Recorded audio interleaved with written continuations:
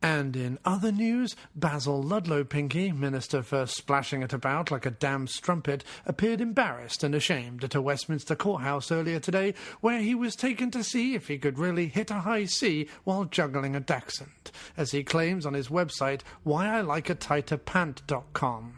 Dropping the dachshund after barely any time at all and not even registering a slightly dull and out-of-tune A, he slunk away, leaving by an unmarked back door and flanked by 3 men, all called Eric, dressed as Emma Thompson's mum, Phila Delore. The weather for the next week will be mild and floppy, with definite hints of a morose, congested uncle and no doubt quite a few moments of unpleasant dripping. I'm talking about rain. And now on Radio Flange Goblet, we have several large emus and... Sorry, me old spatula coming through. What on earth are you doing? I'm trying to do some announcements here. Well, we've got to come through here with this stuff. Sorry, God, there's not much time. What is that, anyway? Well, this crate here is 48 gallons of blancmange, and then there's several boxes of naughty, novelty, wobbly bits, an entire vat of amusing hats. Wait, go back to the first one. 48 gallons of blancmange? Who in the name of all that's glorious and flatulent needs 48 gallons of blancmange? Well, this invoice says the Arthur Minky dinner. Ah, you mean the after-movie diner. Definitely says Minky here. Never mind all that. Take it back. We don't need any of this ridiculous crap in the studio. Wheel it out of here. Oh, I couldn't do that, sir. I do have my orders. We just deliver it. We don't take it away again. You've got to call the taker-awayers for that. Well, how much more of it is there? Well, we've got some envelopes full of Judi Dench's loose face skin, some jars of baby puffins, some Tupperware full of chocolate lobes, a shelving unit full of pictures of Lech Wałęsa, and a tank of miniature wang pins. I know I'm going to regret asking this, but what are miniature wang pins? I'd rather not say. Well, will you wait here a moment? Yes, sir, but I must warn you, we charge by the pound, the length, the hour, and the word. The word? Oh, yes, sir. I earn £4.35 for every ridiculous word I utter to you. Christ, it's going to end up costing Radio Flange Goblet a fortune. For years, the after-movie diner has been a bloody liberty. We can't let it continue. I'll be back. What he doesn't know is it's really me, Jeremy Beadle's cousin Alan, here to introduce you to the After-Movie Diner's 200th episode. Oh, really? Oh, you're kidding? Am I on the telly, really? Oh, and here's me without any trousers on and partially glazed and sick. I was going to say something, but I thought better of it. So, all that stuff you said you were delivering, that isn't real? No, actually, all of that was completely real. You can bring it all in, Eustace. Oh, no, don't move it there. I wouldn't put it there. Oh, no, hold that. A minute. Oh. Pick it up, Eustace. What are you doing? Oh, don't put it there. Sorry about this. Oh, bollocks.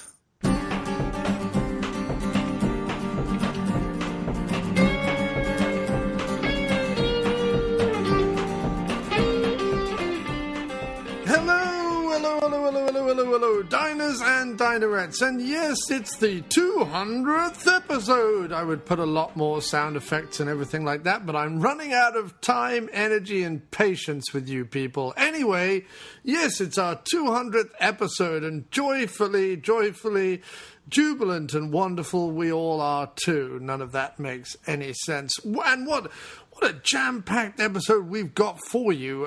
We've had a lot of people contribute to this episode, and you can hear all their contributions later on in the show. But first up, because it's good to, well, you know what they say, it's good to pack your front end with as many goodies as you can possibly. Now, steady on, you people in Lowestoft. I know what you're thinking. Filthy, get your mind out of the gutter. When I say pack your front end, I'm talking, of course, about put all your good stuff first, and then put all the plebs and people that nobody knows about at the end. And that's what we're doing. We're starting this show off with a bang. Again, if everybody in Lowestoft could, and also parts of East Sheen, just get their minds out of the gutter. When I say start the show off with a bang, I mean a party, a celebration, an explosion, a jolly good time. And that is, why don't we hear from some celebrity? Because everyone loves celebrities. Everyone does. Everyone loves celebrities, except people who don't. And those people we don't care about. So, yes, let's, as I said before, pack our front end tightly with some celebrities, shall we? And read out just what some famous people and some semi-famous people and some people have said about the after-movie diner turning 200. Jolly good, right? Hang on a second. What I like is that we've got to the 200th episode, and you can tell just how polished and professional and not entirely off the top of my head all this is. Here comes the postman. I wonder what he has for me. There's something in his big brown sack. I wonder what could it be. Well, I hope the bills it lacks and instead brings me some listener feedback, or maybe, just maybe, a big bag of crack. Oh, here comes the postman. I wonder what he has for me. Ah, the mailbag jingle. Like an old friend engulfing us in a smelly hug. It's back. So first up is none other than Clint Howard. Yes, the always charming, wonderful, and downright bizarre but brilliant Clint Howard had this to say. I can't believe... And this is actually Clint Howard. He did actually say this. I mean, I could be making it up, but I'm looking at it right here, and Clint Howard said it. He said this. I can't believe I was your Christmas podcast and they still let you own a microphone. That said, congratulations on your 200th. Maybe next year you can have me for your Administrative Professionals Day. It gets pretty festive around the water cooler. And that's actually what Clint Howard said, and it's, I think, a little slice of genius.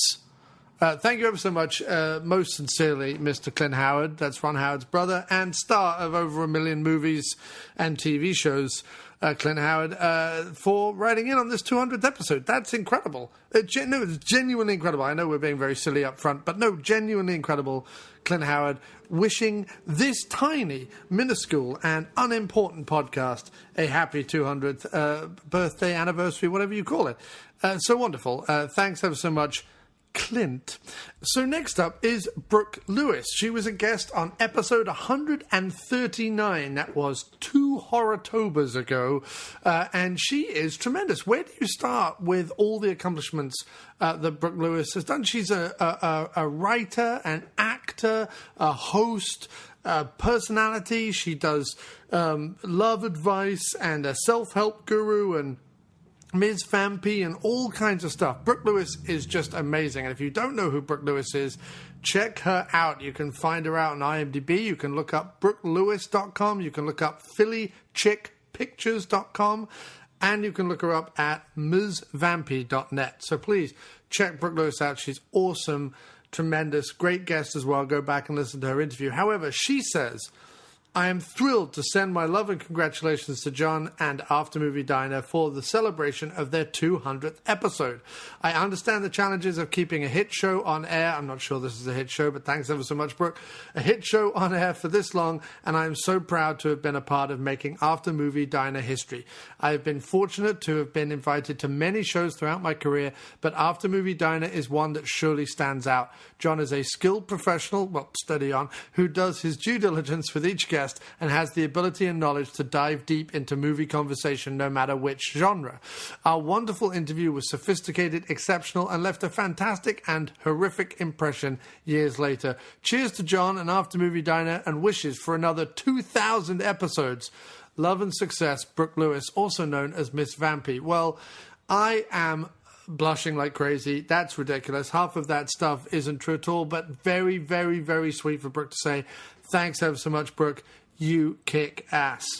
So it wouldn't be an After Movie Diner episode if I didn't say, what up, my Baltimore peeps, and have a quote or message or something from those wonderful people what live down in Baltimore. And next up is actor, writer, photographer, musician. She's all this and more. It's the wonderful and delightful and splendid and lovely Leanna Chamish. And she sent us an audio message so you can stop listening to my stupid voice and start listening to her brilliant one. Hey, John, this is Leanna Chamish from Baltimore Dollarland. Congratulations on reaching your 200th podcast. I absolutely adore you and the After Movie Diner. And continuing with the fantastic Baltimore theme, it is graphic designer, actor, writer, host, website manager of Smash or Trash IndieFilmmaking.com. Check it out, it's awesome. Robert Long. Hello, John and the After Movie Diner. This is Robert Long from Baltimore, and all of us down here want to wish you and the After Movie Diner a happy 200th episode, and thank you for all the entertainment. Keep at it. We'll be tuning in. Thanks so much. Now, I'm not sure if you're aware, but you should have been because you probably read the description of the episode or at least saw the title of the episode or something. But our interview, our special 200th episode interview, timed precisely to collide with this week's release of Phantasm Ravager, is none other than A. Michael Baldwin. Star of Phantasm, Phantasm 3, Phantasm 4, Phantasm Ravager, director, writer, all sorts of musician. We get into all of it in the interview. It's tremendous. But what better way to slide on down into the interview? And again, please, can people in Cleethorpes and various outer-lying areas of Dunstan-on-the-Naze please get your mind out of the gutter? When I say slide on down into the interview, I mean it purely in a metaphorical and not a dirty, filthy sense. But what better way to do that, what better way to introduce the interview, let's say, than with our last celebrity quote of the day about the 200th episode from none other than Reggie and his wife Gigi Bannister from Phantasm. Yeah.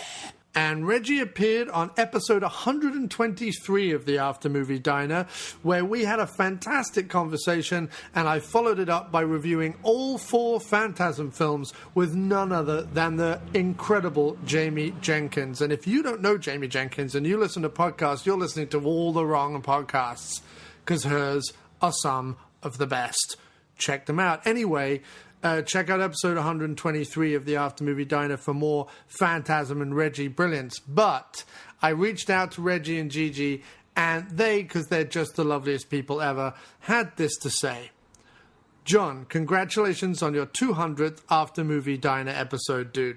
You guys are the bomb. Keep your balls in the air and your pockets full of shells. Let the fun fly fast and furious, and don't let that guy melt all over the ice cream. Hope your episode is hot as love. See you at the movies. Be sure to watch Phantasm 5 Ravager out on October 7th. And listen, I am more than happy to plug Phantasm 5, because if you're not pants-moistingly excited about that film, then you're not a real fan with a PH. And so, without further ado, it's A. Michael Baldwin.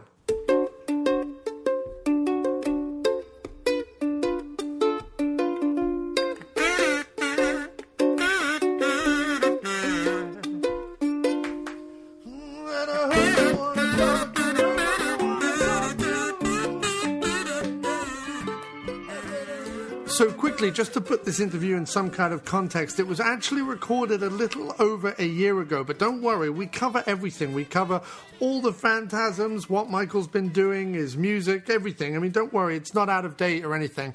I had to chop a couple of bits out, but apart from that, it is solid, so please don't go anywhere.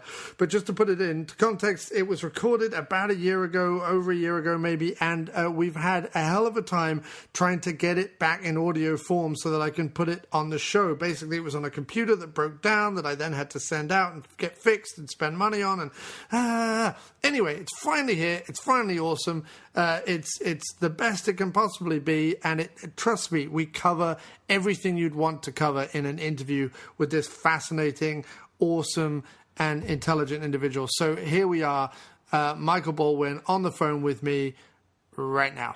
Hello. Hey, Michael. John here. Hey, John. So where are you at the moment? Are you at a convention or something? Yes, I am. I arrived this afternoon. I'm in Lexington, Kentucky. Nice. At I think it's called Scare Fest. Okay, cool. And I just came from dinner with two of my oldest friends, Don Coscarelli and Bill Thornbury. Wow. And we had just a terrific, hilarious, funny evening together. Yeah. And we broke bread and had a great time. And that's definitely one of the best things about doing these shows is getting to hang out with my buddies that I've known for so many years. Yeah, I was going to ask, actually, because I know that you've all certainly, obviously, in the lead up to Ravager, but just in general, the whole Phantasm gang have been doing the rounds. And obviously, I couldn't make it, but my friend Gary was the one who got Reggie and Bill's autograph on the ukulele. And then when I knew you were going to be at Horror Realm, I thought I'd add to it. Buddy, I got a lot of mileage off that ukulele footage. I got to tell you, a lot of mileage. Yeah, it's fantastic. I mean, when I handed it to you, I didn't know that you could play, so it was a joy for you to be able to like pick it up and play it, because it means now that Reggie's played it, Bill's played it, and you've played it. The funny thing is that, people generally don't know that I'm a musician, right? And that's, I don't play out, and I don't. When offered the opportunity to play in front of people, I usually demurely decline, and for whatever reason. But so it's I got a lot of mileage off that little ukulele clip. People are just like, "What? Yes, Baldwin can play that thing? Amazing!" Well, it surprised me in person, sir, and it's funny because I had Reggie on my show. I don't know when it was. It was just after Ravager had been announced. So whenever that was, about a year ago, I guess, or about 10 months ago. And I had Reggie on the show, and we had a wonderful conversation about all sorts of things. And I had said to him about, Bill plays and he plays, and had they ever thought of doing anything at a convention in terms of music? And Reggie was sort of like, well, we might. And then, funnily enough, like the next big reunion you had was also the same night they did that big cabaret show. And Reggie and Bill played, and Angus Scrim got up and did a spoken word thing, and but you didn't want to join in at that event. You didn't want to finally release the inner rock star inside yourself. Here's the thing. I've done it a lot already in my life. I've performed in front of people my whole life, and I don't have that desire, that burning desire to do it. Especially when, with regard to music is different. If you're not, at least in my opinion, if you're not practicing every day, and if you're not really up on your chops, if you don't have your numbers down, cold, perfect, then I'm not interested in getting up there and making a mistake. Sure. I just am not. And so I usually just decline because I don't feel a great need to do it. I know for a fact what I can do. I know I know I can win that audience over no problem, but I don't have a great need to do so. And so it's much, much easier and more relaxed for me to not. And so I usually say no thanks. Yeah, no, I mean, I actually, funny enough, I feel very similar. I'm a musician. I write and record a lot of songs and play lots of different instruments. But I think you're right. I think if you're going to get up on stage, you have to have a certain set or certain preparation, or have your songs ready to go. And I've never and that's why you're exactly right. And that's why, if I really had to and I was pressed, I could actually get up and I'd have for sure one number on the guitar that I could do that would bring the house down and would blow them all away. But that doesn't rise to what my standards are for myself. Course. So I don't do it. Yeah, no, I rarely, if ever, perform live. I prefer to write songs. That's why I play instruments, is to write songs rather than to perform necessarily. So I do feel you. If we go back then, sir, to the 70s, when you first started acting, your first role was obviously in Kenny and Company with Don directing. That's not true. My first role was in an educational film called A Sense of Hearing. Okay. And this was a film that my dad was directing, and or he was directing maybe he directed the animated portion of the show. Back in those days, as you might recall, or maybe I'm not sure how it was in England. You're from Britain, right? I'm from England originally. I've only lived in the States the last 9 years. Yeah. So in the United States, when I was a kid in elementary school, usually one day a week you would see an educational film. It would be a 16-millimeter film, and it would be on who knows whatever topic.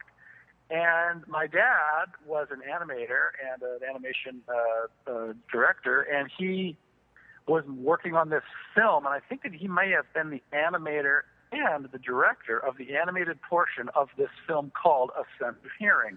There was a live-action portion of the show, and I was in that. And that was my first thing. And so it was a little boy, while I was probably 7 years old, when we shot it in Griffith Park in L.A., and nice. I was a little boy in a yellow rain slicker walking through what looked to be a forest. And he's walking and he's looking and he's observing, and eventually the camera sort of focuses in on what he's hearing and goes closer and closer to his ear and goes closer and closer to his ear, and then eventually it turns into animation. You go inside his ear, and it's now an educational movie about the ear and how the ear works and how sound works in the brain, etc. Nice. Very cool. Very cool. And so I haven't seen it forever. I don't know if it exists anywhere or where it might be. I don't believe it's even on YouTube. Right. But it's called, for your listening viewers, it's called A Sense of Hearing. Okay, so if anyone out there, any plucky person tracks that down. Right. If any plucky person, any plucky researchers out there want to try to find this film, I think the director of the film was a guy named Dan Weisberg. Okay. So I'm trying to give all the information for the plucky researchers. Of course, and maybe someone out in, in the California school system in the 70s saw the movie. We'd love to hear. Must have. Somebody must have seen it because, as I recall, it's a pretty cool film. It's a nice little movie. So it never got played back to you in your class. Then you weren't teased by the other kids. I think that happened one time, right. John. I think that, I think that it happened one time, and the movie played to my school probably the next year. And I was probably in the fifth grade or fourth or fifth grade, and it played to the whole school. They brought everybody in to show, and here's our hometown boys in the movie. Yeah, something simple like that. No, it was always odd because I did a lot of acting on stage when I was in school, both junior and high school, and it was very odd. You would get teased for being an actor all through the year, and then when you put on the play to the whole school, as long as you did a good job, you were like a hero. It was like you were a sports star, but it was only that one night. The rest of the year, you were teased for being artistic, but the one time that you actually did the performance, everyone thought it... Well, life... It's sometimes not fair. Especially if you get a laugh, right? If you get a laugh, that's when it really hits home for the rest of your... If you get a laugh, then you're king. So, when did that spur on your sort of desire to be in front of the camera? Was it something that you were pushing, or was it something your parents wanted you to do? How did auditioning or coming up for Kenny and Company happen? That's a fair question, and it's an important question because there is a entrenched tradition, of this what we call the stage mom, stage mother persona in America, anyway. And it's the mother and maybe the father, but usually the mother who drives her unhappy child to be an actor or to be a superstar or whatever, with disastrous results, usually psychological in nature. That was not my case, thank God. I was not the baby Irene. I had done these little movies for my dad, and I just enjoyed myself thoroughly. And so by the time I was 9 years old, I had done a bunch of voiceovers for cartoons that my dad was making, and I had done that other film that I mentioned before. And I just told my parents one day, you know what, I want to do this as a profession. I want to be a professional actor, and I want to take class, and I want to have an agent, and I want to pursue it in a real way. And, you know, my parents were in the business, and so it wasn't that big of a stretch. I lived in Los Angeles. My dad was in the business, and one thing led to another, and next thing you know, I had a little audition with an agency in Hollywood, and then I had an agent, and then I started booking jobs, and that's it. And then my agent, Tony Kalman, sent me on a cattle call for a little know-nothing independent movie, and that was Kenny & Company, and I met Don Coscarelli and Paul Pepperman on that audition and got the job, and, you know, the rest is very minor history. Well, for us fans, sir, it's very important. It's very well. I appreciate that. No, it's people like, you know. I mean, obviously, Phantasm as a series, and Don, yourself, Reggie, and so on. You have an ardent fan base, and a lot may already know this story, but a lot may not, and that's why I like to present as sort of full and interesting picture. Plus, I'm as fascinated, you know, I mean, we'll talk about stories from the sets of the Phantasm films and so on, but I'm as fascinated as sort of where you're coming from and where you were at that time and how it all happened as I am about, you know, what it was like shooting the shit with Reggie on Phantasm 3 and fighting zombies or whatever. So, right. You know, it's all interesting. Someone's journey is what excites me. So you do Kenny & Company with Don Coscarelli, and then there's about 2-3 years between that and Phantasm coming around, and you do some TV work.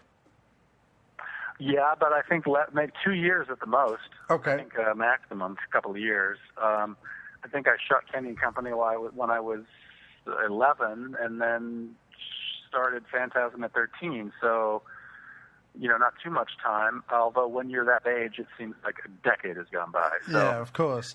And you know, and then did TV in between, right? And does Don have you in mind for Phantasm, and he just comes to you, or did you still have to sort Correct. of... He writes Phantasm for me. Okay, Correct. excellent. And, you know, when I was talking to Reggie, you know, one of the Which things... is very lucky. I mean, that's just like, that doesn't happen, really. You know, like, directors don't write parts for a specific actor. No. They do, maybe, but it's 1978, for crying out loud. It really doesn't happen very often. So it's a lucky break, you might say. Yeah, Depending on your indeed. philosophy of life.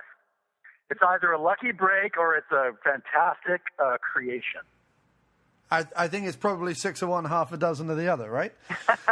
No, it's not. Because whether it's a lucky break or whether it's a fantastic creation is the difference between life and death. I mean, that's the whole different philosophies. That's Republicans and Democrats right there, almost. I suppose so. Yeah. If you break it down, I will let your podcast listeners decide, figure that one out for themselves. Indeed.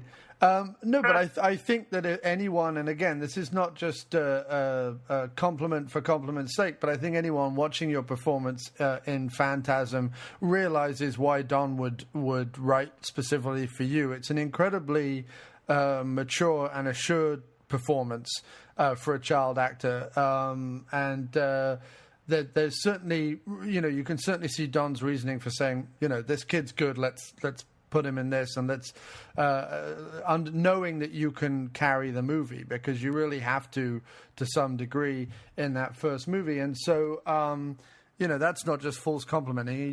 You give a fantastic performance in that first film. So what do you... Well, thank you very much. I really appreciate it. Oh, no, appreciate it very much. Genuinely. And so what do you remember then about the initial idea of Phantasm when Don first comes to you with it, and then sort of putting it on its feet and doing this performance? Well, the first thing that happened for me was that my mom told me one day, oh, by the way, you're going to do a movie with Don again. And I said, what? And she said, yeah, we've been talking to these guys for 6 months, and we didn't want to tell you about it because we've been negotiating, your agent and us, we've been negotiating with them, and It's all done. It's a signed deal, and you're doing the movie. And so they had been talking about it for a long time, and I had no idea. Yeah. Because obviously they knew that if I got involved, I would just be like, I'll do it for free. Yeah, of course. And so the adults were involved and kept the kid out of it, and that was it. And then I don't think it was very many weeks after that I started shooting. That was it. Happened very quickly for me. And at the time at home, what was, because obviously, again, like I said, it's an assured and an adult performance for someone of the age that you were. What is it like at home when you're growing up? What are the things that are discussed? Is it a very kind of open family where you're talking about all sorts of things? Do you feel very involved in adult conversations and adult scenarios, so that when you get on a film set, it's not too big a deal, you know? Buddy, let me just say this first of all, John. That is the most insightfully asked question that I've ever been asked in this kind of interview. Oh, wow. Thank you, sir. I've very rarely been asked a question that had that much insight behind it. So I want to just let you know that I appreciate that very much. Mostly, I do these kinds of interviews with people, and, by the question number 3, it's how come you weren't in Phantasm 2? Right. So I really just appreciate that question. The answer is, wow, fucking great question. The answer is, a lot was going on at that time. My parents were in the middle of a heated and horrible divorce. Oh, wow, okay. And my father was just almost moving out of the house. He was living in our house, but not in my parents' bedroom. So it was this completely tense and horrible experience where my mother slept in my parents' bedroom. My father slept on the couch. And my father would come home pretty drunk every night and try to bond with his son and explain what was going on. And I can just remember so many awful evenings of not knowing what to say or think. I can remember my parents looking at me imploringly, like, say something. Yeah. This is going on. Why don't you have an opinion? At least your sister screams and yells and cries, but you don't say anything. And I can remember looking at the worry in their eyes and thinking, well, what the hell do they want me to say? What am I supposed to say? What do they want me to say? So that was exactly what was going on at that time. Wow. So you bring that emotion to the performance then, almost. Well, I really don't know. For me, shooting Phantasm was an escape. Right. Because I was out of the house for days and days and days at a time, not having to deal with whatever the real reality was, the reality of attention in the house. So for me, it was an out, I'm sure I didn't look at it that way then, but of course now it's very obvious. With hindsight, yeah, of course. And so it was less that you were sort of in some sort of, liberal kind of artistic family that were opening you up to all this sort of stuff. Well, no, it was that also. Remember, my parents were both artists. Okay. I mean, I grew up in a family of artists. Everybody in my family is a painter, or a singer, or an artist, or a tapestry weaver, or a bookmaker, or, everybody, every single person. Everybody's in the arts. That's the family that I am born into. My cousin, my uncle wrote the very first Bugs Bunny cartoon. Oh, wow. Okay, fair enough. My other uncle was an animator on the very earliest Felix the Cat cartoons. Oh, right. Excellent. My cousin, Georgie Kanata, is a very well-respected, he's now deceased, but a very well-respected fine artist, a painter. Yeah. My father, obviously, is a Emmy Award-winning producer of animation. My mother is a world-renowned publisher of miniature books. My sister is a world-class vocalist and has been teaching voice for 30 years. My children, I mean, it just goes on and on. It's like, so yeah, I was absolutely in that environment. Have you seen the Ang Lee movie called The Ice Storm? Yes, I have. Yeah, it's one of my favorites of his, actually. Starring Kevin Kline and Sigourney Weaver. Yes. That's my childhood, that movie. Oh, wow, okay. No, all right, that's putting a picture on it. Yeah, I can. That's it. That is fucking exactly it. Even the way their house looked, I grew up in a house that looked exactly like that. Oh, wow, okay. No, I didn't grow up on the East Coast or wherever that house was where they had an ice storm. I grew up in L.A. Yeah. There was no ice storms there. But there was an ice storm at my house, and my mother was the star of it. My mom is exactly like Sigourney Weaver in that movie. That's my mom. Wow, okay.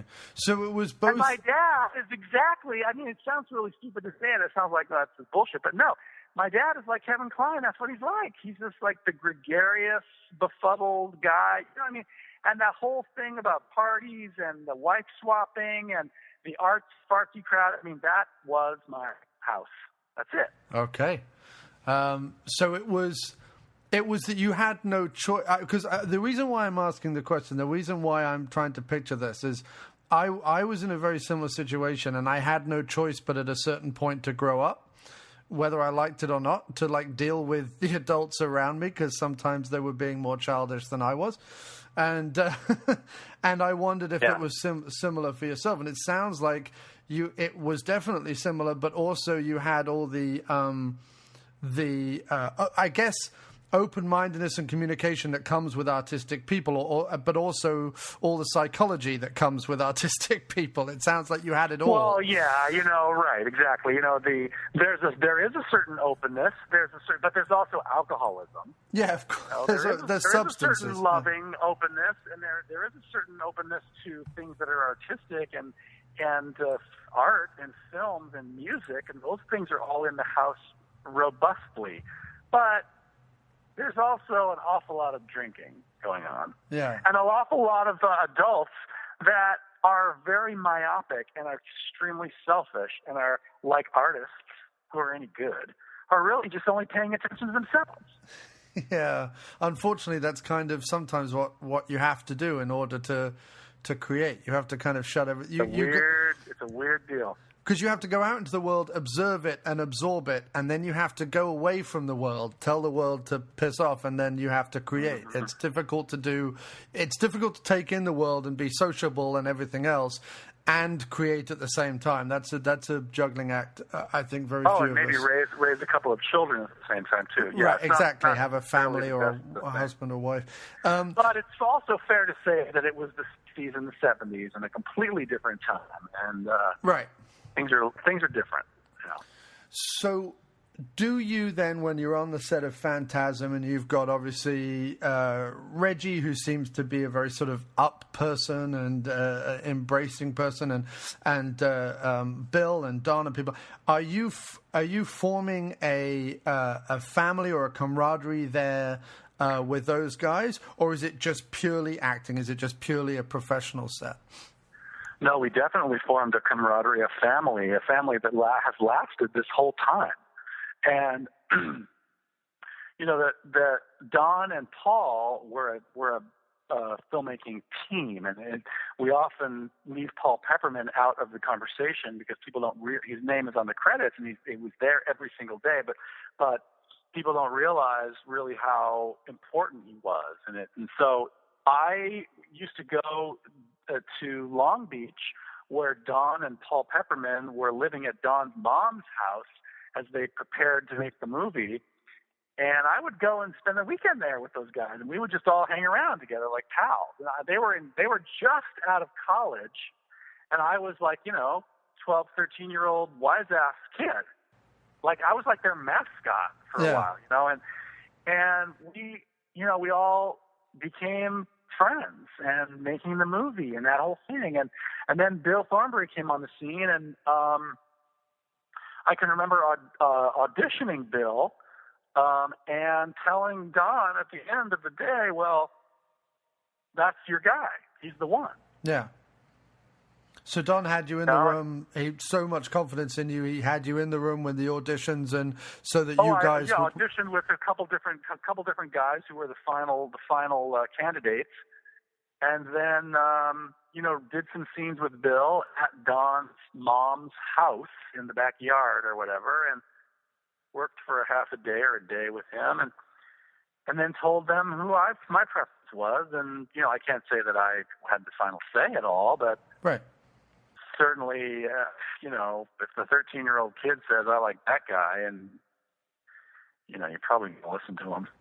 Well, if you've got to be comfortable with him, you know what I mean. You're so entwined in the movie, and it's so important you have that familial attitude together. That it's definitely insightful of Don to be able to have you there and say, we've got to see who Michael bonds with. When you're making Phantasm, the scary elements, the scenes where obviously you've got to go through some kind of trauma or be scared or be chased or whatever, how are they handled on set? Do you remember them vividly, or was it no problem for you? I don't remember it ever being a problem at all. It's just pretend, right? After all, I mean, that's all that it is. You're just pretending, and I do know that I did have a little bit of trouble screaming, and I can recall there were a couple of occasions where I had to just scream. Right. And I remember finding that pretty difficult. And I used to like to try. I used to have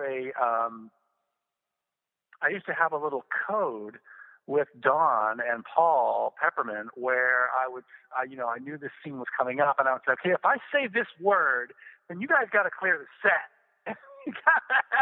As if I was almost doing a topless scene or something, Right. I mean, it was like, but it would always inevitably would be some situation where I would have to scream, and I felt very uncomfortable doing it, and so I can even remember them telling my dad about it, and my dad having this conversation with me about this whole situation. Very funny. So it was almost the extreme emotions then that both at home and on a film set were kind of the hardest to pull out of you almost. Oh my God! If you got a psychology degree in your back pocket, not at all. I'm just going where the conversation. Have a Bachelor of Fine Arts of Psychology. No, I took a film video. John, maybe that's the case. I like that. That's a good angle. I'll go with that one. Sure. Sure, you can tell people that from now on. So, do you remember the film being released? Then, do you remember? Was there a premiere? Do you remember feeling that? What that was like, and seeing yourself on the big screen for the first time? The first time I saw the film on the big screen would have been at a premiere in Westwood. Westwood is the town surrounding UCLA. Right. In Los Angeles, and it is, there's a little village, Westwood Village, and it's all kinds of movie theaters and stuff. And so I went to see the film with my friend, and by then I was 16. I think I drove myself to it by the time it came out. And I'm not sure if that's true, but anyway, I saw it with a big audience, a packed house. It must have been a 600 or 700 seat theater, a big theater. And I can recall being really surprised that people were laughing. There were laughs, and people were laughing at stuff. And I remember thinking, why are they laughing? This is a serious drama. Yeah. I thought we were making Hamlet. Right. But it turns out there was all these jokes in it that I did not get. I didn't understand it at all. Sure. So that was the thing that I remember kind of being. I can remember looking around at people laughing, wanting to say, "Don't laugh, this is drama." So that's my memory mostly of our big premiere in Westwood. But I mean, of course, as well, when people watch horror movies, there's also that laughter as if to go, "Oh, I'm not scared." You know what I mean? There's that kind of laughter as well, where people. It may have been that. It may have been that. I don't know. I just know that people were laughing, and I was possibly a little bit insulted. And as well, you might be, yeah, of course. And looking back at the film now, did you have any favorite moments then, either in the shooting or in the watching of it back then? And are there bits now that you think really hold up, that you can pinpoint, that you're really proud of? Well, there's a scene which people refer to as the shotgun hammer scene. And it's a silent scene. There's no dialogue in it at all, and it's where Mike gets locked into his bedroom by his brother. And the scene plays out as one shot. There's no cutaways at all, or very few in any case. And Mike is in the room. He's very pissed off, and he can't escape. And his brother is going off into mortal danger, and he knows he needs to go help him, but he can't. His brother just locked him in. He jammed a screwdriver into the door jamb, in some way. And so there's a whole scene that plays out for quite a long time. It's pretty nice, nicely directed. It really is. And Coscarelli really lets the young actor play the scene. Yeah. And at his own pace. And he just goes and he does it. It's pretty nice. I mean, to speak of myself in the third person, but it's a good scene. I really like it. You really see the thought process in the kid as he figures out with the available materials how to escape the bedroom. Yeah. And, I mean, you have to. When I watch myself or listen to myself, sometimes I detach as if I'm watching or listening to someone else. So that way you can kind of be a little critical of yourself. Otherwise, it's almost impossible to watch and listen to yourself if you don't detach. Right, yeah, exactly. That's true, of course. And see yourself a bit like that. And so that, how many times do you reckon, do you watch the film sort of frequently? Do you have to because you're at these conventions and things? Or do you rarely, if ever, put it on? I rarely, if ever, put it on. In fact, the last time I saw the movie was about a year ago, and it was because my kids finally were all clamoring, let's watch Phantasm. We've never seen Phantasm, and nobody had ever seen it. And finally, everybody was old enough to watch the movie. And what was that like? Oh, it's hilarious. It was absolutely fun. Yeah? It was surreal. It was a blast. I mean, I my youngest daughter was, I guess at that time, 8 years old. And my son is 10. Yeah. This is a year ago, so I'm kind of dialing back everybody a year. And then my daughter would have been 14, and my son 15.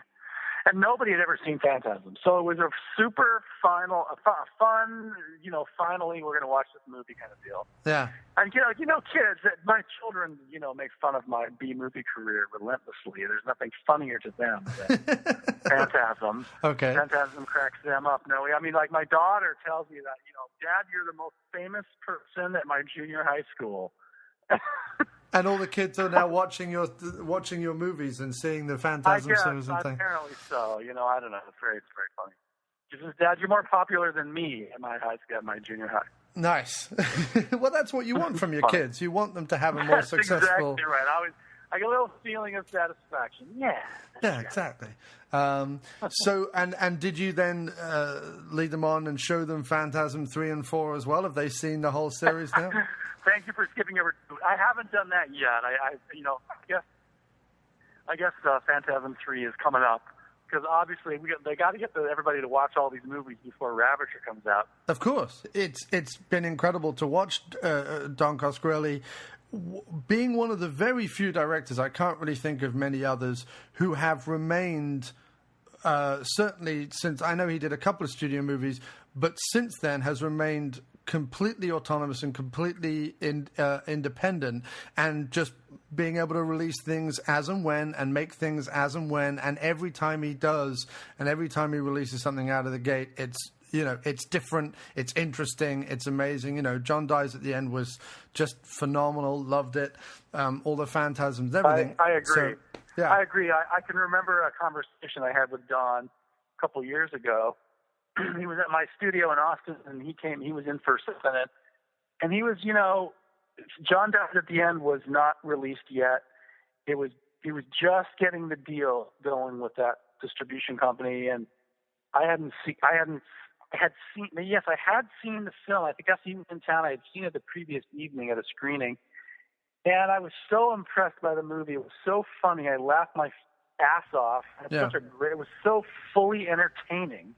I was just so completely entertained by the film. I remember the next day we had lunch together, and, you know, he was a little bit down in the dumps, and he was just kind of like talk about artists, you know, he was just like, you know, it's so hard, there's just no money in independent filmmaking, and what am I going to do? And I made this movie, and oh my God, people seem to like it, but now I have to scratch for a deal, and I got people who I want to make a deal, but I got to get the right deal. And, you know, I had this little pep talk with him, you know, that was just like, look, buddy, what are you talking about? Who are the leading genre directors that everybody always talks about who are so goddamn great, like John Carpenter and, may he rest in peace, Wes Craven, and, you know, on down the list of the horror directors, right? Yeah. And how many of those guys are making new, fresh material like what you just have done? Right. And the answer is zero. None. Nobody makes anything like John Dies at the End. Oh, yeah, nobody makes anything like that. Forget, and that's just even wiping off the slate Bubba Hotep, which is also a fan favorite. You know, my point was that I think those directors, George Romero, all these guys, these older guys, you know, and I think that they kind of look down on you a little bit. I think they sort of are jealous of you, actually. You're like the annoying cousin that came along and made Phantasm, and right. And now it's all these years later, but you're still making these movies. You're actually still able to raise the money and make these films. And John Dies at the End it's not even a horror movie. It's a I don't know what that film is. It is a truly independent, creative, imaginative piece of filmmaking that you just cannot ignore that movie. You cannot. And it must be really frustrating because, I mean, I've seen him talk a couple of times, and every movie he's done, I mean, especially Bubba Hotep, John Dies at the End, and, of course, the never-ending question about the fifth Phantasm until, of course, we found out we were getting one. But he was asked about sequels to those movies every time. When we getting a fifth Phantasm? When are we getting a second Bubba Hotep? When are you doing This Book is Full of Spiders, the John Dies at the End sequel? And the reason why people are doing that is because they love the movies. They see the movies and they're like, my God, we don't see enough of this. When are we getting more? We need more of whatever this is. They can't put their finger on what it is. They just know it's Coscarelli. They know it's great. They know they want more of it. And that's what happens when you see something that's different, original, vibrant. It's not a remake. It's not a reboot. It's not something you've seen before. You want more of it. Like you just want to consume more of it. And so that's why people get excited about the sequels. It's not just because we want to see the same old people trot out the same old stuff. We're excited because we want more of whatever that Coscarelli magic is, you know? And in fact, I compare him far more to someone like a Terry Gilliam than I do someone like a John Carpenter, although he's probably 50% of one and 50% of the other, you know? He's got the horror sensibility and the skills of someone like a Carpenter, but he's got that surreal, there's no one else like him kind of thing of a Terry Gilliam. So, you know, he feeds into both my loves because that's my wheelhouse completely. I like that. I like that comparison a lot. I'm going to start using that from now on. Of course, I love Terry so much, and I'm just a gigantic fan of his. And I think you're right. I think that he's much more like Terry than those other guys. And also, all you got to do is look at those other sequels that those guys made, and they're not very good. Right. They're not. And, you know, Terry Gilliam, another incredible visionary, what's his biggest problem? Getting financing and getting distribution. You know what I mean? There's umpteen million people want to work with him. He's got 100 unproduced scripts that he could do at a moment's notice. No one's throwing him the money and no one's distributing his movies. And you just think to yourself, Terry Gilliam or Don Coscarelli, whoever it is, at some point in the future will no longer either be able to make movies or will no longer be around. And studios won't have the Don Coscarelli set or the Terry Gilliam set. Like Warner Brothers had that Kubrick thing where they supported Kubrick no matter what he did, whatever crap he wanted to go off and do. Warner Brothers was like, we will support him just because 100 years from now we'll have the Kubrick set. Well, 100 years from now, we're going to want the Don Coscarelli set. 100 years from now, we're going to want the Terry Gilliam set, you know? And it's the people aren't putting money into it and people aren't putting distribution into it is just a bit crazy. I've got a bit passionate and gone off on the rails about this, but anyway, it's fine. So you've talked about Phantasm 2, and everyone's talked about Phantasm 2 till the ends of the earth. We all know the situation with that, so we don't need to go over there. I am interested, though, between Phantasm and Phantasm 3, what it is you're doing, what you pursue, what artistic avenues you go down. God, during that period, I traveled. Mostly I traveled the world, and I lived in different cities, and I wrote a lot, and I eventually, got married and had a couple of children and lived a regular life, really. Yeah. And when Don mentions Phantasm 3 and is putting the band back together, as it were, what were your initial feelings? I think, trepidation, the number one, and I wasn't really, I had been doing some stage work in LA up to that point, and I'd been doing a lot of musical theater, and I never left the business. I just was being a musician, and people don't probably realize what an extensive musical theater career I've had. But I just did shows all over the world, and I worked in LA all the time, and I just was on stage as a live performing actor, during that time. And so all of a sudden Don calls me and he's like, "Okay, we're going to do this thing," and I had to get over, the agony of Phantasm 2, and so it was kind of a question as to whether I was going to do it or not. And obviously, when someone says, "Here, you can do this if you want it, you don't have to audition," and thank God. And so of course, it also pays money, so you end up taking the job. And when you get on set and you're back with the cast and crew, do those feelings fall away? Does it become that camaraderie again, or does it take a while? Well, I think it takes a little bit of time. I really do. Eventually, and by a little bit of time, I mean a very little bit of time. Of course, on set, there's no time for anything other than doing it right the first time. So yeah. You really can't. There's so much money going out every second. So you have to be able to show up and hit your marks and know your lines and do it right the first time. So years and years and years and years of training all come together, and you do what you need to do. Phantasm 3, kind of not my favorite movie. I really not that crazy about my performance in it. I think there's definitely stuff in that film that I'm not that crazy about. But a lot of people like the film. It's funny. It's got some humor in it, and it certainly has certain kind of production value that I appreciate. Yeah, and it also seems to introduce a whole bunch of other elements to the sort of Phantasm world that weren't there before, and allows for a kind of rich, effects-heavy picture in some areas. Yeah, absolutely, including the greatest car jump that I have ever seen anywhere in any movie. Yes, exactly. That would be, of course, Bob Ivy's pink hearse jump. Yes, no, good old Bob Ivy showing up on these films and doing these incredible things. Of course, he does the full body burn at the end of Bubba Hotep, and does some. I was there. Things. So, not for Bubba Hotep, the body burn in Oblivion.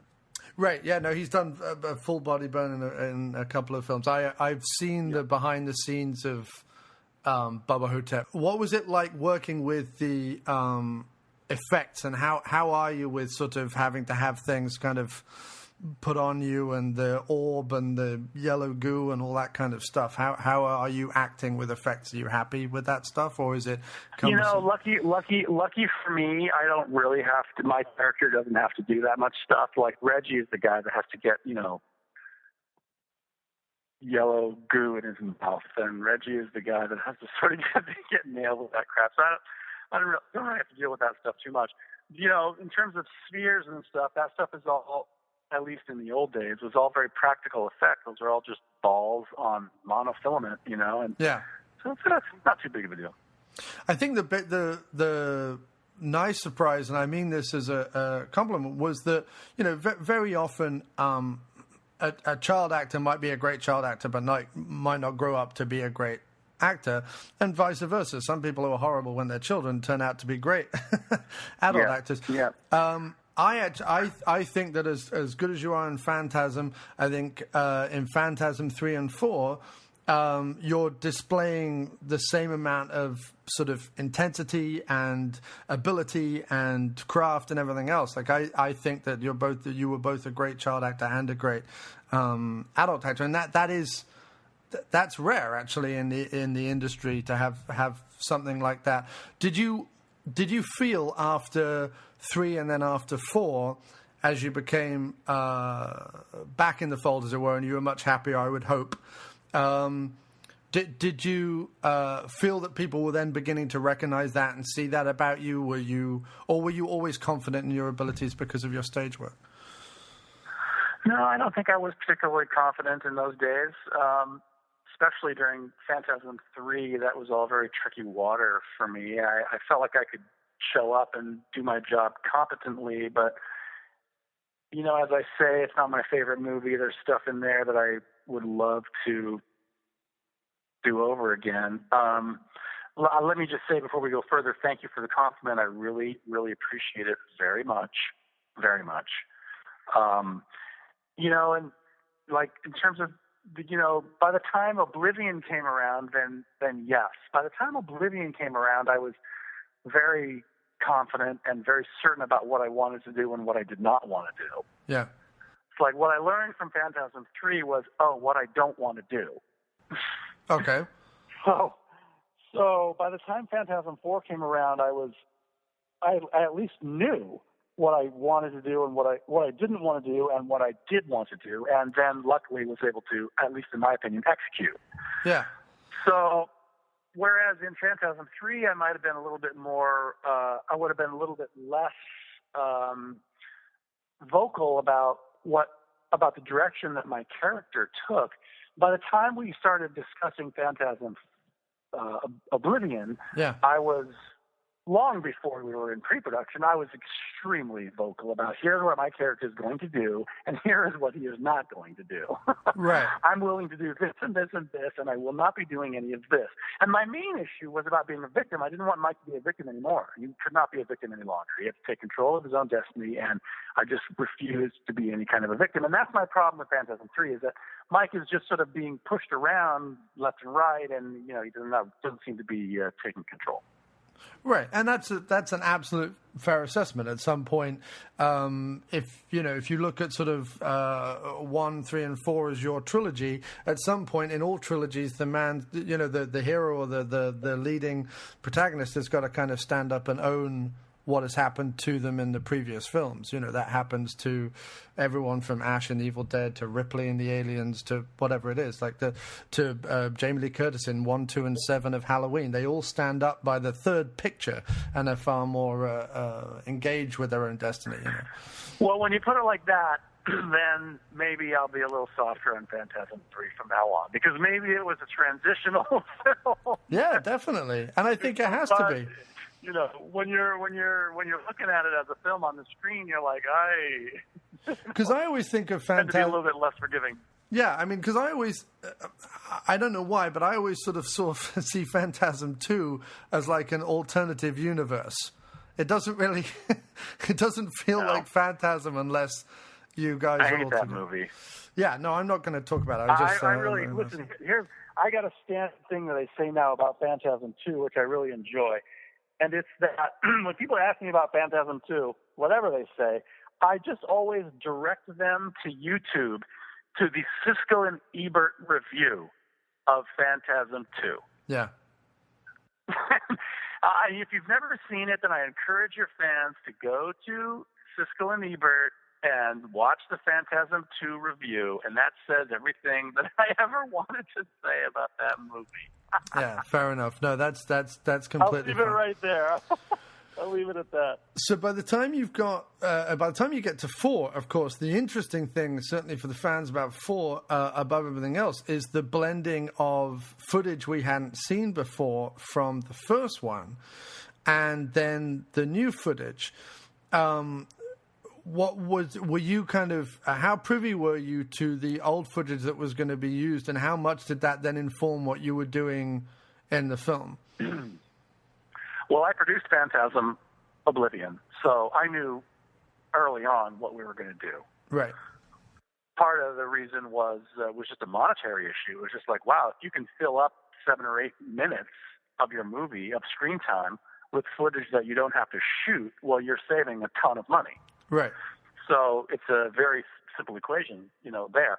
And the fact that Coscarelli had the negative, all that negative, that had never been seen before and had never been used in any DVD, special features that had never been used, was amazing. It was a miracle. It was fantastic. And so to see that woven into the film and to know that that's what we were going to do was exciting to think about it, and then to see it executed was thrilling because it worked so beautifully. And there are very few films where you get to see characters, the same actors playing the same characters with 30 years in between. I mean, that's just very rare. Right. Sometimes it happens, There's Star Wars, I guess you could say, but there's not too many movies like that. Yeah, they made a big ballyhoo about Boyhood because they filmed it over 12 years, but it's a 3-hour tedious movie. When you look at Phantasm 4, that's 30 years in the making, and it's anything but a tedious movie. It's a completely... I loved Boyhood. You did? Boyhood a lot. I think it absolutely should have won Best Picture. I love Richard Linklater. He lives in Austin, where I live, by the way. Oh, I love him as a director. I just wasn't a fan of that particular movie, but... I love that particular movie. I'm going to disagree with you on this one. I love that movie. It blew me fucking away. I thought it was fabulous. Loved it. I bought that movie hook, line, and sinker. Fair enough. That's excellent.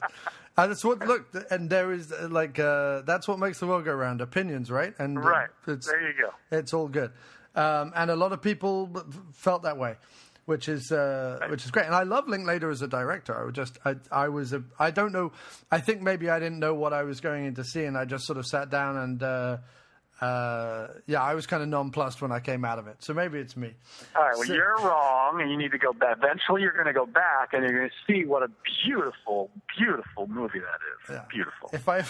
If I ever find myself with 3 spare hours, I might just do that.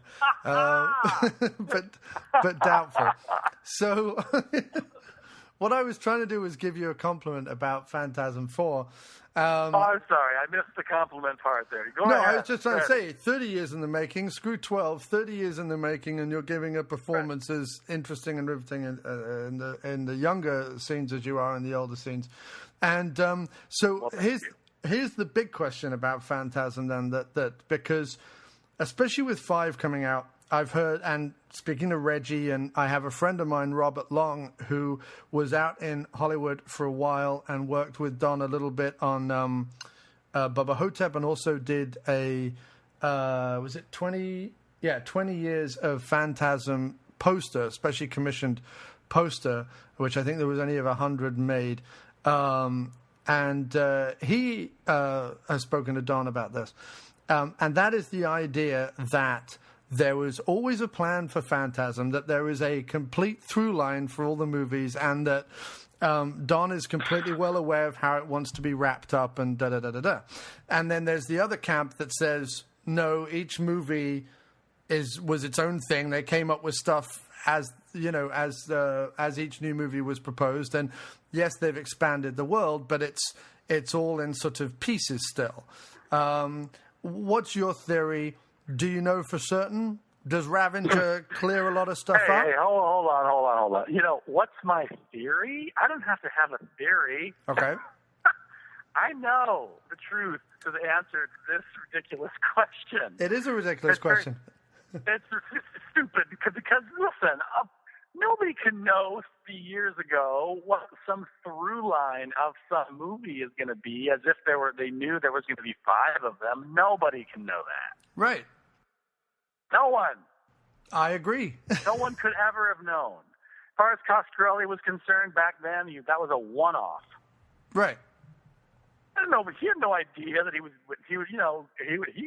ever make a sequel. That's just absurd. So the idea that Plus the other thing is that, Phantasm has always been made with these it's been very vague, and it's been very vague at first, maybe as an accident of an artistic achievement, and then secondly done because the fans always had way better ideas than we ever had.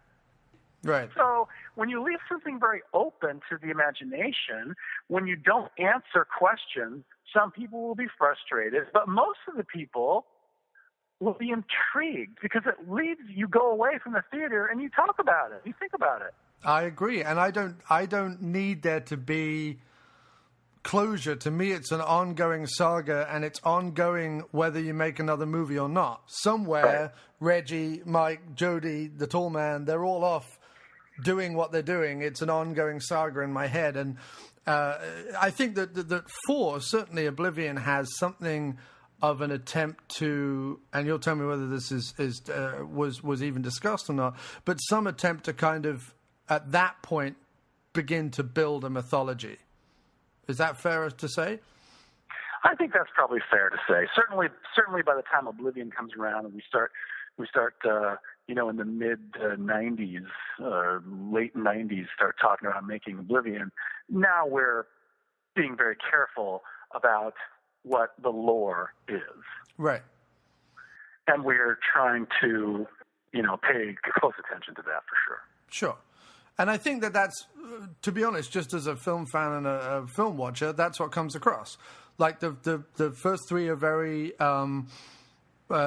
each one expands the universe and each one creates new things while maintaining, the same characters doing certain things and within the certain kind of world. But there's no like lore building necessarily. I mean, the abilities of the tall man and the use of the sphere and the zombies and everything in part 3 and things, they're all different to what happens in the first one. But by the 4th one, with the time jumping and the old footage and all that kind of stuff, there seems to be like something solidifying at that point a little bit more. So, so I never understood why people used to say, oh, no, there's a definite plot and the whole thing's been planned out and everybody knows what's going on. Because I was like, that doesn't even ring true. That's very flattering, but we couldn't. I mean, really. And it's right. Not reasonable. But I mean, it's also great that I love that it's a series that people can delve into and form their own through lines. Like, that's what I like about it, that you can go in and... That's what I like about it, too, and we feel very lucky and blessed that we got to be involved in a project that people are still talking about after all this time. I mean, that's the truth. There's no money to be made in these movies. Right. There's really not. People don't necessarily understand that, but, there's really not a lot of money to be made, especially now. So the only reason to make these movies is for the fans, is for the people that like the films. Yeah. That's it. There is no other reason to make the film, except that we know that there are people that really love these movies. So, okay, can we maybe make another one? Can we muster up the energy to do it? And that really is the reason. That's it. So just to wrap it up then, because we've talked a long time and I don't want to keep you any later, sir, but just to wrap it up then, you've been doing, certainly in the last sort of 5 years, it seems, you've been doing a lot more horror, genre, B-movies, call them what you like, appearances. Yeah. And you've also done a directorial debut, right, on film as well. You've got Phantasm Ravager. So just talk a little bit about this, the last sort of 5 years of your career and the convention circuit and things like that. How's that all been? Well, I'll just say that, I've got several films coming out. I've got a movie called Flay, with an F, like Frank, Flay. Yeah. That's coming out soon. That's directed by a guy named Eric Pham. It's a genre picture. Should be good. Looking forward to that. I've got another movie that I made called Brutal, which is lost in a little bit of distribution legal nightmare, but someday that movie will come out. That's a fucking hardcore torture porn movie, and I'm proud of that work. I hope to see that come out someday. Because I'm also half naked through most of the movie, so that should be good.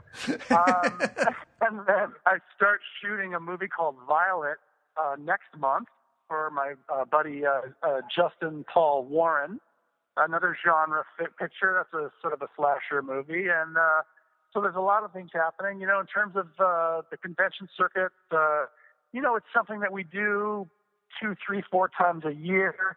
It's an opportunity to meet the fans, and we certainly always have a great time. The Phantasm fans are a unique bunch.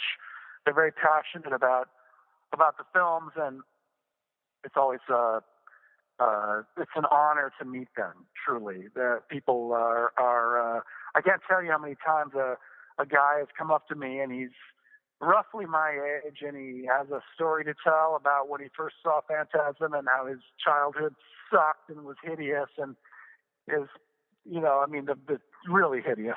Bad. Like, here's the terrible, terrible things that were happening to me. But Phantasm was this lifeline. Yeah. And Mike battling the tall man is the only thing that helped me to survive this truly miserable childhood that I had to deal with. And so, those are true stories, and we hear them over and over again, and it resonates with us. No, definitely. Do you also find that, and this is maybe what I was trying to ask earlier with the wrap-up, but do you find that the reason why you've been more, maybe doing more movies and more things like that, do roles come your way via the conventions? Do people ask you to be in things via the conventions? Or are the movies and the conventions completely separate still? They're not totally separate. They are linked in that way, and it might be partly because of that, but it's also because of the advent of Facebook and the availability and my personal availability, and it's also my age, so I'm not a leading man. Those days are clearly gone. I'm something, and so now there's just more parts for me to play if I don't have to compete for the leading man part. Right. So that's a relief in many ways. Yeah, of course.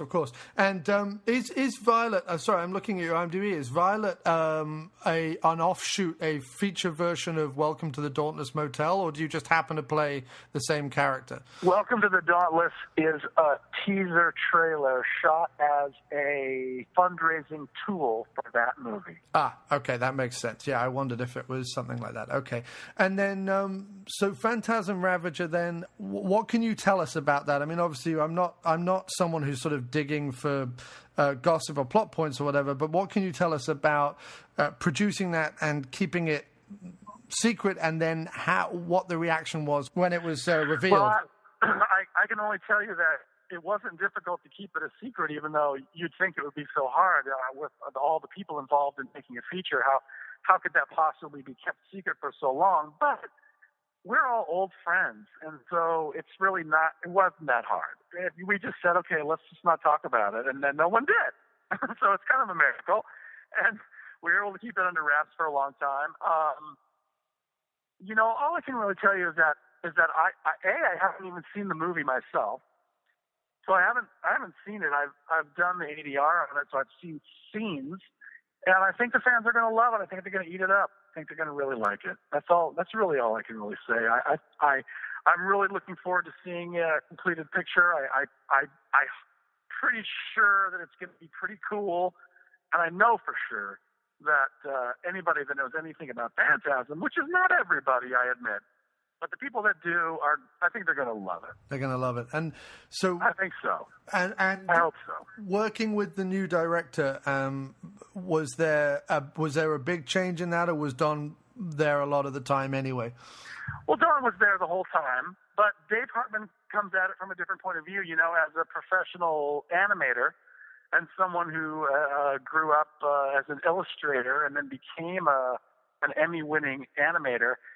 He approaches a film from a completely different point of view, and that is, and I come from an animation family, so I know what I'm talking about. An animator, it's all about storyboarding. Every single frame is boarded. Every frame. So that's pretty different than a live-action director. Sure. Because a live-action director might storyboard complicated sequences, but an animation director will board every single sequence because that's how they're trained to make movies. Right. So it's very different. So the director comes to you now and they shows you the board. Oh, here's every single. I mean, for every scene. Wow. The whole thing. So that's a different approach. Well, I tell you what, we cannot wait to see it. I can't thank you enough. This has been a real pleasure to talk to you. It's been, whenever I can have a nice, relaxed conversation and we can go all over the place, the happier I am. And I think it makes... Good, me too. But yeah, thanks ever so much, Michael. This has been a real pleasure. John, it's my pleasure. Please send my best regards to all the Phantasm crew as you see them. If you're seeing Reggie, he probably won't remember doing the interview, but if he does, say hello from me and say that I'm sat next to the ukulele as we speak, and it's my pride and joy. So thanks very much. Awesome. All right, bro. All right, take it easy. Thank you so much. Talk to you soon. You bet. Bye now. I tell you, if that didn't thrill you, if that wasn't a thrilling interview for you, to get to know the man, to get to meet the man, telling you I should have my own show on NPR. It's a fact. I should have my own show on PBS or something. I should have my own show that I don't have to edit and produce every week, you know? But no, it's a fantastic conversation with Michael and such an interesting fellow and challenging and funny and intelligent and just great. I really enjoyed it.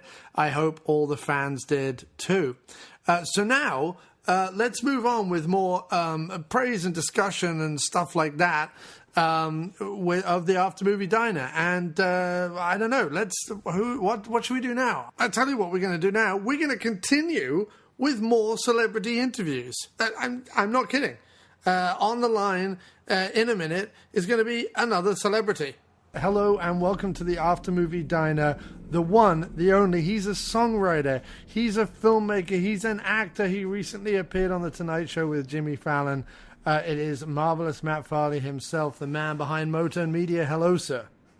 Hey, John. Thanks for having me on, and congratulations. Oh, thank you so much, sir. Yes, we've reached the big 200. Where do you fall on the whole Phantasm series, sir? Are you a fan? I've never even seen it. The box cover alone always made me think that it wasn't something I would want to see. Oh, okay. Because of elements, the kind of surreal, ghostly, weird elements? Yeah. I prefer my horror movies set in some kind of reality. But I don't even know. I mean, it was just a gut reaction. What is Phantasm about? Well, Phantasm is it is surreal and weird, but it's loosely about some possible aliens who have taken over a mortuary and who are turning corpses into dwarfs to send back to their planet to work as slaves. So I would say my gut reaction to the cover was accurate then. Now, I have another question for you, sir. It's not related to 200 episodes, but I'm currently, because the dinner we've planned tonight will take another hour to cook, and I'm already hungry. I'm currently eating some Eggo waffles covered in Aunt Jemima syrup. I know you're a fan of the instant sugary food snack. Where do you fall on Eggo waffles and Aunt Jemima syrup? I'm pro both of those things. The only thing missing is some whipped cream. What I would do, I would toast the waffle. Yeah. Put it on a plate, then smother it in whipped cream. Right. Then the maple syrup, and then you mix the maple syrup with the whipped cream, and then you just go to town. I'm just lacking the whipped cream. Everything else you've described is exactly what I've done. I went butter. My lady Kim put some butter on the waffle. Oh, that's pretty great. That's pretty great. That's fantastic. And I think it's this kind of informative, snack-based discussion that people are looking for from the After Movie Diner's 200th episode. What do you think, sir? Oh, yeah. Well, I mean, I've learned a lot about movies that I'd never heard of from the diner, but I love the tangents that you guys go off on. And I love the tension between you and Mr. Wallace, because I get nervous. I'm like, oh no, they're arguing a really minuscule point, and neither one is backing down. Well, it won't be fully in the next episode that Jim is on, which may actually not air till November now, because I'm doing horror movies all through October. Nice. But we recorded. Do you remember we did the episode "The Trap" about my friend Fergus's horror movie? Yeah. Fergus came to New York. And Jim and I met up with him and went into a diner to talk about a comedy movie called Whoops Apocalypse, in which we had an epic 1 hour diversion down into a political tangent, because the movie's called Whoops Apocalypse. It's about sort of the Reagan-Thatcher era, and it's sort of a parody of what happened in the Falkland Islands and stuff like that. It's a joke comedy movie, but it's got political overtones. And so we, obviously, because of the current political climate, we went off. And it was funny because Fergus sat opposite us, arguing and bickering, and kept trying to bring it back round to the movie. And we kept diverting again. Now, that won't be included entirely in its entirety in the podcast, but you'll see kind of where it begins and where it ends. Yeah, you'll trim it down a bit. But, yeah. Yeah. And do you have questions for me? Is this how we're doing this, or what? What's the plan? The plan was just to have people kind of drop in at this stage. I am asking people, if it's not putting them on the spot, to list their favorite episode or episodes, favorite comedy sketch, favorite song or jingle, and favorite interview. So okay. I don't know if you have any of those up your sleeve. Well, let me just some good AMD memories. I know you just said you're doing more horror. I love that Horror-tober intro that you did. I think you only did it for 1 year, like 2012 or 13 maybe. Right. No, I think it was 2012. Okay. And you would play that little intro, like a minute-long intro that was some spooky music and also some talking. And I have fond memories of that. Yes, I will be doing something similar this year. That was fantastic. Essentially, this 200th episode is the first episode of Horror-tober 2016. We're kind of easing into the horror. Yeah, well, Phantasm is horror, so that's kind of covered by the interview. Very nice. And then we've got a slasher sequel podcast planned. That's a scoop. Nobody else knows that. Well, I noticed on Twitter you were watching Halloween 2. Does that have something to do with it? It does. I'm thinking Halloween 2, maybe Prom Night 2, I'm thinking. And Child's Play 2 we're talking about as well. Wow, that's fantastic. Yeah. So slasher sequels with Scott Toomey, who you remember did the holiday-themed slashers back in the day. Nice. All right, here's a favorite episode. One of many. The one where Pitch Perfect won several year-end awards.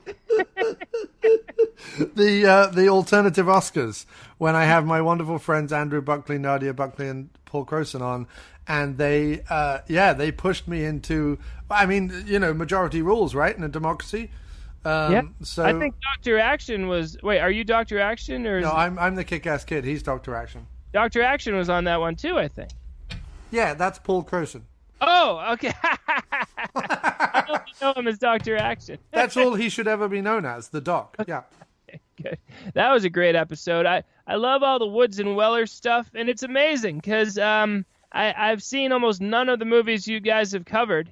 Right. And I still have a grand old time listening.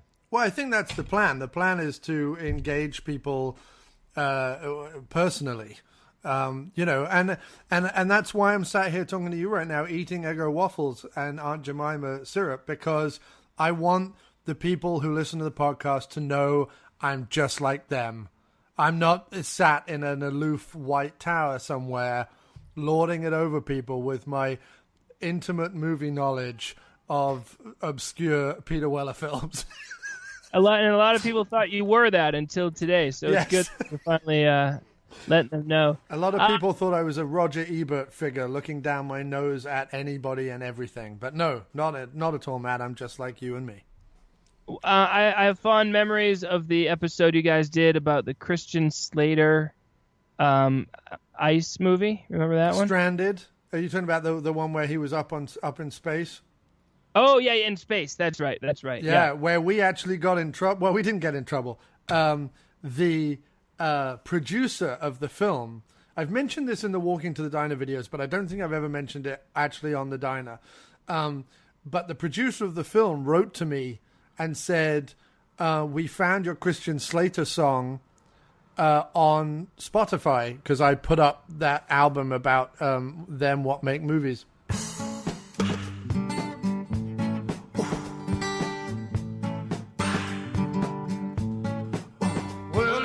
Doctor, the worst in space. I should cocoa. In fact, it could be the worst in the world. And then those meteors contain rapidly reproducing spores. And it's a mutated alien baby growing in the belly of your honey girl. You know you gotta shut them doors. Well, shut them doors. Shut them tight to avoid contamination by alien spores. And if you just shut them doors, you'd be partly the solution, Christian, and not the cause.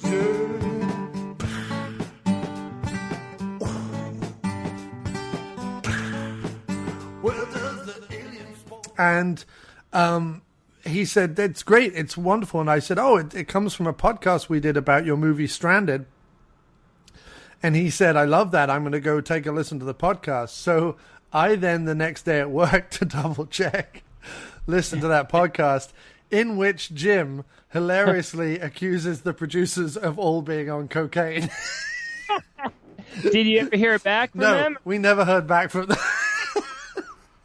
Look, I mean, if you put something out into the world, people That's are what going to react to it in lots of different ways. Yeah. So it's fine. It's perfectly fine. I've been called lots of bad things for the things I've done, and I love it because it's an honor that anyone's watching and that anyone's reacting. It's a thrill. It's a thrill for me, and it should still be a thrill for those big shot producers of a Christian Slater in space movie. Yeah, if you become super, you've been on the Tonight Show, so you're now super famous. But let's say you become even more super famous. Let's go stratospheric.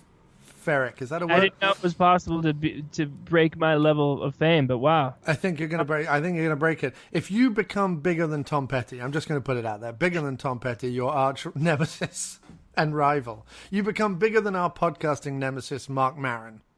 Mm-hmm. Who interviewed John Carpenter without really knowing who John Carpenter is. John Carpenter should be talking to me, not Mark Maron. So I have a personal vendetta with him now as well. But if you become bigger than that person and you do your gig, and I call up like at the last minute, "Oh, dude, like I'll give you the money, but I can't get it. Like, can I get in or whatever?" Would you turn around and be like, "No, I am too big now to let my friends get into the gig"? You wouldn't be like that, would you? No, well, I mean, I would either say, yes, there is a back way and happily direct you to it, or say, no, there's nothing I can do. I'm so sorry. Right, exactly. Let's meet up and talk movies, though. Let's meet up afterwards, and I'll play you a song on a harpsichord or something. Oh, yeah, I would do that. Yeah, that would be good. But no, that's all I mean is at a certain point, people shouldn't look down on other people, and I don't know how we got to this conversation. Anyway, back to yeah, my favorite Diner song is the interview theme. Well, talk to me, oh, you know that one? Really? That's your favorite song? Oh, that's cool. Yeah, no, I mean, I don't think anyone's mentioned that to me yet. Everyone loves the mailbag jingle, and yet, everyone's like, there are various mailbag jingles, though, right? No. Oh, okay. But some of your the spoiler alerts are what would vary. The spoiler alerts back in the day would vary, but I got lazy, Matt, is what happened. And also, okay, so there's been two things. First of all, a friend of mine, Leanna Chamish, who's amazing, asked me, will you ever release the spoiler jingles? Mm-hmm. And I said to her, I wish I'd thought about it, because I never kept them separate. I would be editing the show. Mm-hmm. I would pick up my ukulele, do the spoiler song, and then keep editing. So it's embedded in the show. They're not separate sound files. Yeah. So the only way to do that would be to go through all the shows and edit those bits out. And that would take I mean, some of the early shows are 3 to 4 hours long, as you know. That would take weeks and months. So, attention, super fans. Movie Diner super fans, get to work. We want every single spoiler alert song isolated. Get to work. We'll give you a month. Yeah, I should have appealed to my fans. And then the other funny thing is the mailbag jingle. I get a lot of people say, "Hey, what happened to the mailbag jingle?" To which I say, "Hey, what happened to the mail?" Like, here comes the postman. Da, da, da, da, da, da, right? Yeah. It was that. Yeah. If I got mail and or comments, I would play the mailbag jingle. It's not like I went, "Oh, I'm retiring the mailbag jingle." It's not that at all. I just don't get mail. The mail stopped coming. That's heartbreaking. So, do you know what I think it is, Matt Farley? I think it's social media. I think that people interact with me via Twitter and Facebook every day. What are they writing me emails about? You know what I mean? Absolutely. If they were like, "Oh, which actor do you want to be on the diner?" They wouldn't email me. They would just ask me on Facebook. Exactly. Let me tell you a few more great mememories. Sorry, yes, go ahead, dude. A turning point. Yeah. Where we got to know John Cross the person was the time he went to Philadelphia and for the Comic-Con. Was it a Comic-Con? Wizard World. Yes, it was. It was Wizard World Comic-Con, yeah. Matt is referring to episode 41 for anyone who wants to go and have a listen. And that was a great one. I didn't care about the celebrities you were meeting or the things you were seeing. It was the personal inner monologue of John Cross explaining like his troubles with the person who's your connection there. Jerry. Jerry. You still remember the name? Yeah. Jerry Milani. He still gives me passes to go to the Comic-Cons. I haven't been for a couple of years, but he's a good but confused dude. And I think that the thing with Wizard World is it got very big very, very quickly. Like that first year I went, whenever it was, 2011, 2012, it was a little thing. I think like the biggest people who were there was like Bruce Campbell and Shatner. And CM Punk was there. I don't know. Do you know who that is? Wrestler guy? I don't know. I've heard the name. And they were like the couple of big ones. And then this last year had, I think it was like 2 Doctor Who's, all the guys from Marvel Avengers, the Green Arrow guy. Like it had everyone. And it was just one of those things where I've no interest in that. At that point, it becomes waiting online and having to... there's 50 people you want to meet, and you have to, you have to like pick 1 out of 50 people you're going to meet because you can't line up for everybody because there's just no way to schedule it at this point. So I think it got a bit big for its boots. And lastly, I really liked the episode we did for the Cape Fear one not too long ago, and I really enjoyed the one that came right after it, the King of Comedy. So those are good. But I mean, it's always good. I love talking movies, and I love listening to you talk movies with your people. And 200 episodes. Oh my God, your voice has been in my head for a lot of hours. I'm sorry about that, Matt. Also, I've guested on your show, so technically it's more than 200 episodes. Oh, you have put out a lot of brilliant stuff into the world, and it's amazing. It's amazing that anyone listens, and a lot more than anyone listens. Lots of people listen. So you've done it, and at 300 episodes. Imagine where the podcast will take you then. Indeed. It's going to be exciting to find out. I've spoken to Michael Ironside while he's on a road trip. I've spoken to Clint Howard at Christmas time. Matt and I then get diverted off into a conversation about podcast advertising. That's good. No code. I'm so all these commercials are like all you have to do is go to this website and type in the word whatever. It's like I'm not going to do that. I'm sorry. Do you know the only time that helped was when I set up the website on Squarespace, and I was like, I'm sure if I put in Nerdist, I hadn't even listened to the Nerdist podcast in a while, but I'm sure if I put in Nerdist, that offer is still running, and it did, and it saved me 10%. So that was like, that was about it. I haven't used it otherwise. If I had to read one, I wouldn't be jerks like those people who read yours out. They were jerks. Yeah. Name them. Name the jerks, Matt. Name Hollywood Handbook. Don't listen to their podcast. They were mean to me once. They were jerks. Yeah. But like, I listen to these commercials. They're like, going to the post office is so difficult. It's the hardest thing to do. And I'm like, I like going to the post office. I enjoy going to the post office. It's a nice outing. I like talking to the people at the counter. You know, it's a good time. What are you talking about? And then they're like, shaving is so buying a razor at the store is virtually impossible. Sometimes you have to get them to unlock it from a case. How can you possibly do this? It's like, what? Yeah. It's not that, like, don't create this fake problem. Just say, hey, we'll send you razors if you want. Don't lie about how hard it is to buy. I'll stop. No, I agree.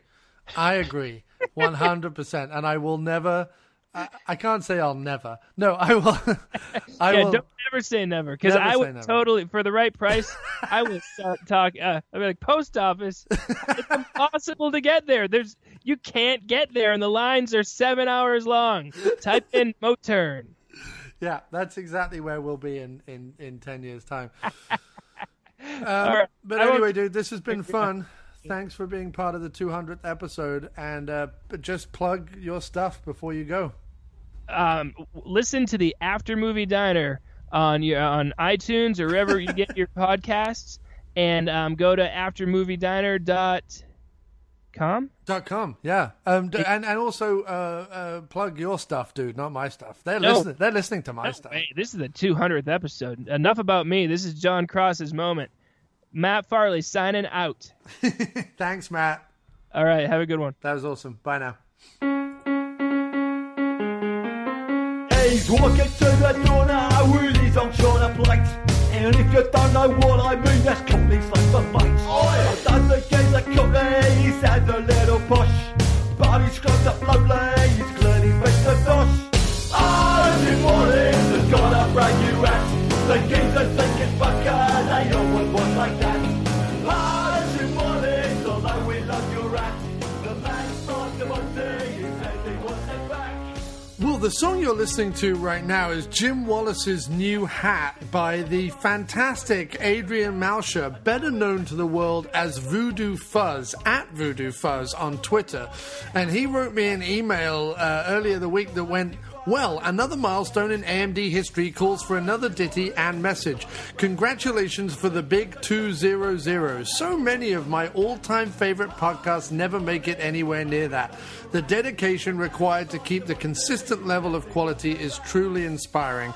Thank you on behalf of all your listeners. You might not hear from the vast majority of us that often, but I can assure you your show means a very great deal to us all.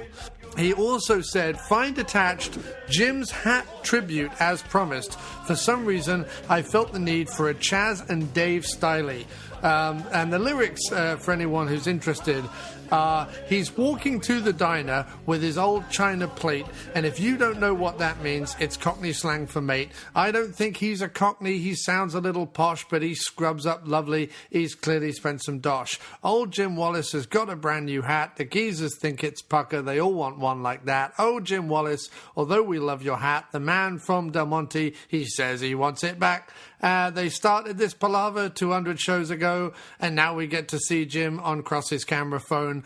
There's not much of a barnet upon his loaf of bread, and so he's got a tipfer he puts on there instead.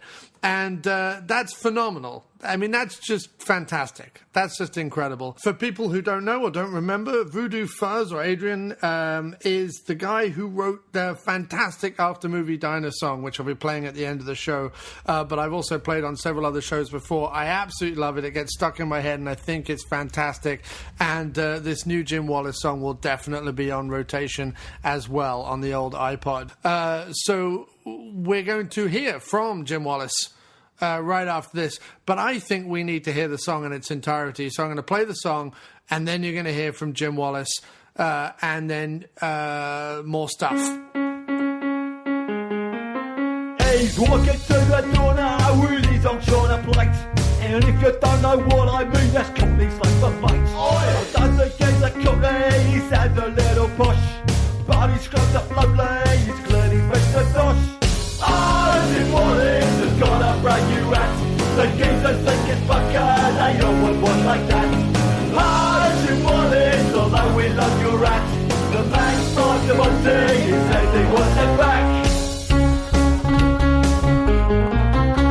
I started this palaver 200 shows ago, and now he gets to see Jim across his camera phone. There's not much of a bonnet up on his loaf of bread, and so he's got a tipper he puts on there instead. Jim Wallace has got a brand new hat. The geezers think it's fucker, they all want one like that. Jim Wallace, although we love your rat, the man from the Monty, he says he wants it back. Jim Wallace has got a brand new hat. The geezers think it's fucker, they all want one like that. Jim Wallace, although we love your rat, the man from the Monty, he says he wants it back now. Jim Wallace has got a brand new hat. The geezers think it's fucker, they all want one like that. Jim Wallace, although we love your rat, the man from the Monty, he says he wants it back. Oi! Hello, mate. I was just calling to say congratulations on your 200th episode. Well done, you. Especially since so many of them have involved me, and that can't have been easy. I know that most people prefer your earlier, funnier stuff before I got involved. But I can't remember what number I was on, but I was on some TV special thing where we talked about how crap The Walking Dead was. But I think I talked for quite a long time about a load of old bollocks, and you going, otherwise didn't have to be back for a while. But then we did, and then we went to movies and stuff, and I just wanted to say I'm so honoured to have been a part of it all these years. It's kept me going through some really tough times. I know it's kept you going through some really tough times, and all the support of everyone who listens and each other. It's been a really amazing journey, man, and I can't wait for another 200. And hopefully I'll be on again soon and we can talk rubbish, because honestly, talking rubbish with you every week is the highlight of my life. That's not true. It's not the highlight of my life, is it? That's my wife. My wife is the highlight of my life. But you're in the top 10, maybe the top 20, possibly 23, probably like 24. I'd say 24. That would be the number I would choose. Maybe like 27, 28, something like that. But anyway, the point being, congratulations, mate. And thanks for letting me be a part of it. It's been an amazing experience, and I can't wait for more. All right, man. Well, be good. I hope this is of some use. If it's not, let me know so I can try again. I feel like it was a bit crap. But there we go. I can't end phone calls either, even messages. So what can you do? I meant to say, you can put this on, somewhere that sounds a bit more natural. But I also wanted to say that if you told me a few years back that one day someone would write a song about my hat, a completely amazing song about my hat, I would not have known where to put myself. But these are the joyous days that I find myself, where going to a movie with my mate ends up in a really good night, lots of laughs, and eventually someone writes a song about my hat. Can't get better than that. All right, man. Take care. Bye. Well, there you go, Adrian. Voodoo Fuzz. I hope you were listening to that, but Jim is bloody chuffed. That's the sound of Jim when he's bloody chuffed about a song about his hat. That's what he sounds like. That's all you're going to get, I'm afraid. But no, he sounds great. He sounds great. He's bloody chuffed about that song, and I hope everyone enjoyed hearing it. I really just do want to commission Voodoo Fuzz to do all the songs for the diner from now on, so I don't have to bother. Because I'm lazy and I have no time. Do you see what we do on the website? Go check out aftermoviediner.com. Seriously, so much stuff all the time. Anyway, that was my Kids in the Hall bit. Big muscles. From anyone who's seen Brain Candy. I'm just going off now. It's like 11 o'clock at night, and I'm still editing this damn fucking show.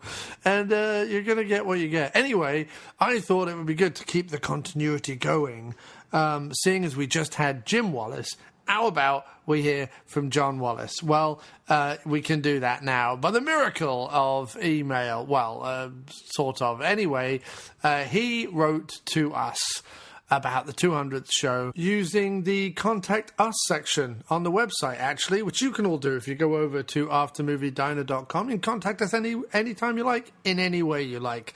Anyway, he writes, having been privileged to participate in the very first episode of the After Movie Diner, I'm nothing short of jubilant to see it hit the 200 show mark. It represents a blazing achievement from Mr. Cross and is the ultimate expression of his restless need to create and to vent the strange brew that constantly bubbles away in that brilliantly deranged mind of his. My years of listening and contributing have given me much to treasure. I often giggle to myself at his previous comedy gems like Bane Reads Love in the Time of Cholera. Radio Flange Goblet presents a new riveting series of influential and famous books read by popular people. First in the series, Love in the Time of Cholera by Gabriel Garcia Marquez. Narrated by Bane! Get out of my chair! Ah! If you had stayed in that chair, it would have been very painful. For you. Right. Let's see if I can find the first chapter. So many pages in this book. I'll have to be this book's reckoning. Okay. Finally, on page 110, this damn book starts. It was inevitable that Bane would read this book. It was inevitable. The scent of bitter almonds always reminded him of the fate of unrequited love. I know of what this author speaks. I too have felt unrequited love, the love of killing. Bane! Dr. Juvenal Obino noticed it as... Wait. That's a stupid name. Nobody has called that. I'm going to call him Dr. Bane. That makes more sense. Dr. Bane. I like the sound of that. Paging Dr. Bane. And the Gary Oldman song. Gary, you may be an old man now. Youthful exuberance, no, it never lasts so long. And you have been away in L.A. for so many years. It's nice to have you back where you belong. You've played many a villain, typecast is not the word. They've traded on your menace, your pleas were never heard. I just want to play a character you'd say that the audience can like. But mostly producers told you, piss off, Gary, get on your bike. Well, now in Tinker Tailor, you're the hero and a man of the match. Albeit with a wife that doesn't love you, and bloody nasal waif Cumberbatch. And with your part in Harry Potter as kindly Uncle Black, you've also won over the children and got the middle-aged women running back. So Gary, shall we have at your party? Everyone! Gary, tell us who you'd like to meet. Everyone! Who do you want to come to your movie? Everyone! Do you think that they would all find a seat? And I laugh out loud while listening to him and my brother Jim debate the finer points of the latest C movie, fresh from some half-wrecked flea pit of a cinema. Perhaps most importantly, through the Woods and Weller shows and other fun listens, I have discovered a whole new range of films and filmmakers, see Glickenhaus J, I would otherwise have never known. This is a refuge for all those who live to talk movies with their friends and those who refuse to take life too seriously. God bless this diner and all who munch in her. Well, thank you ever so much, Mr. John Wallace, my longest, oldest, dearest, and deepest friend, for that wonderful message. I am exceptionally proud and moist to invite my partner in action movie commentaries, Dr.Action, Doc Paul Croson, onto the show very quickly, just to talk to him about how amazing I am and the podcast is, and how 200 is in some way important. Doc, good evening. How are you, sir? I'm okay. As I said, proud, moist, happy to have you on the show. 200 episodes. Wow. Feels like it's flown by. Do you have a comment, sir?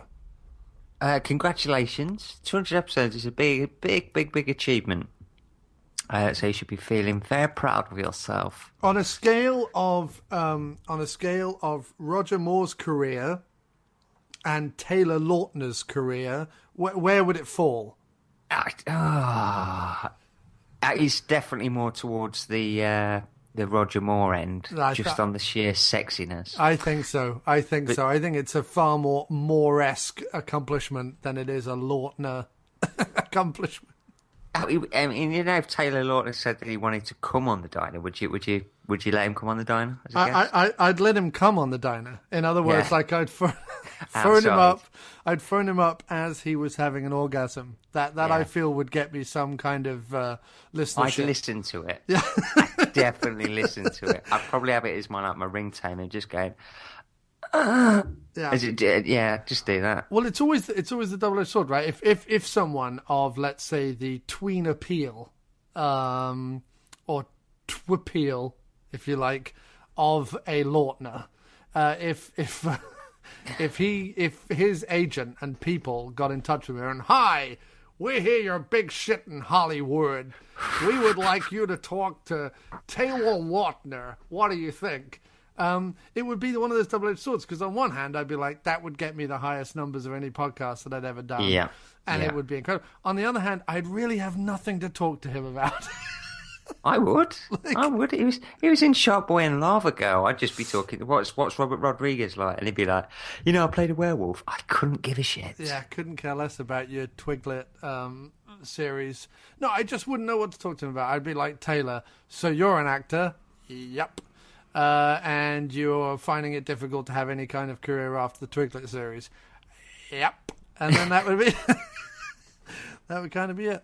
But yeah, so 200 episodes. Do you have any favorites? So do you have a favorite interview or a favorite sketch or a favorite song or a favorite episode? Have you been looking back through the 200 episodes and sort of? I've listened at odd points to the various ones. They're my favorite ones. I think. Let's see. The James Bond ones are fantastic. Yes, with Mal Fisher.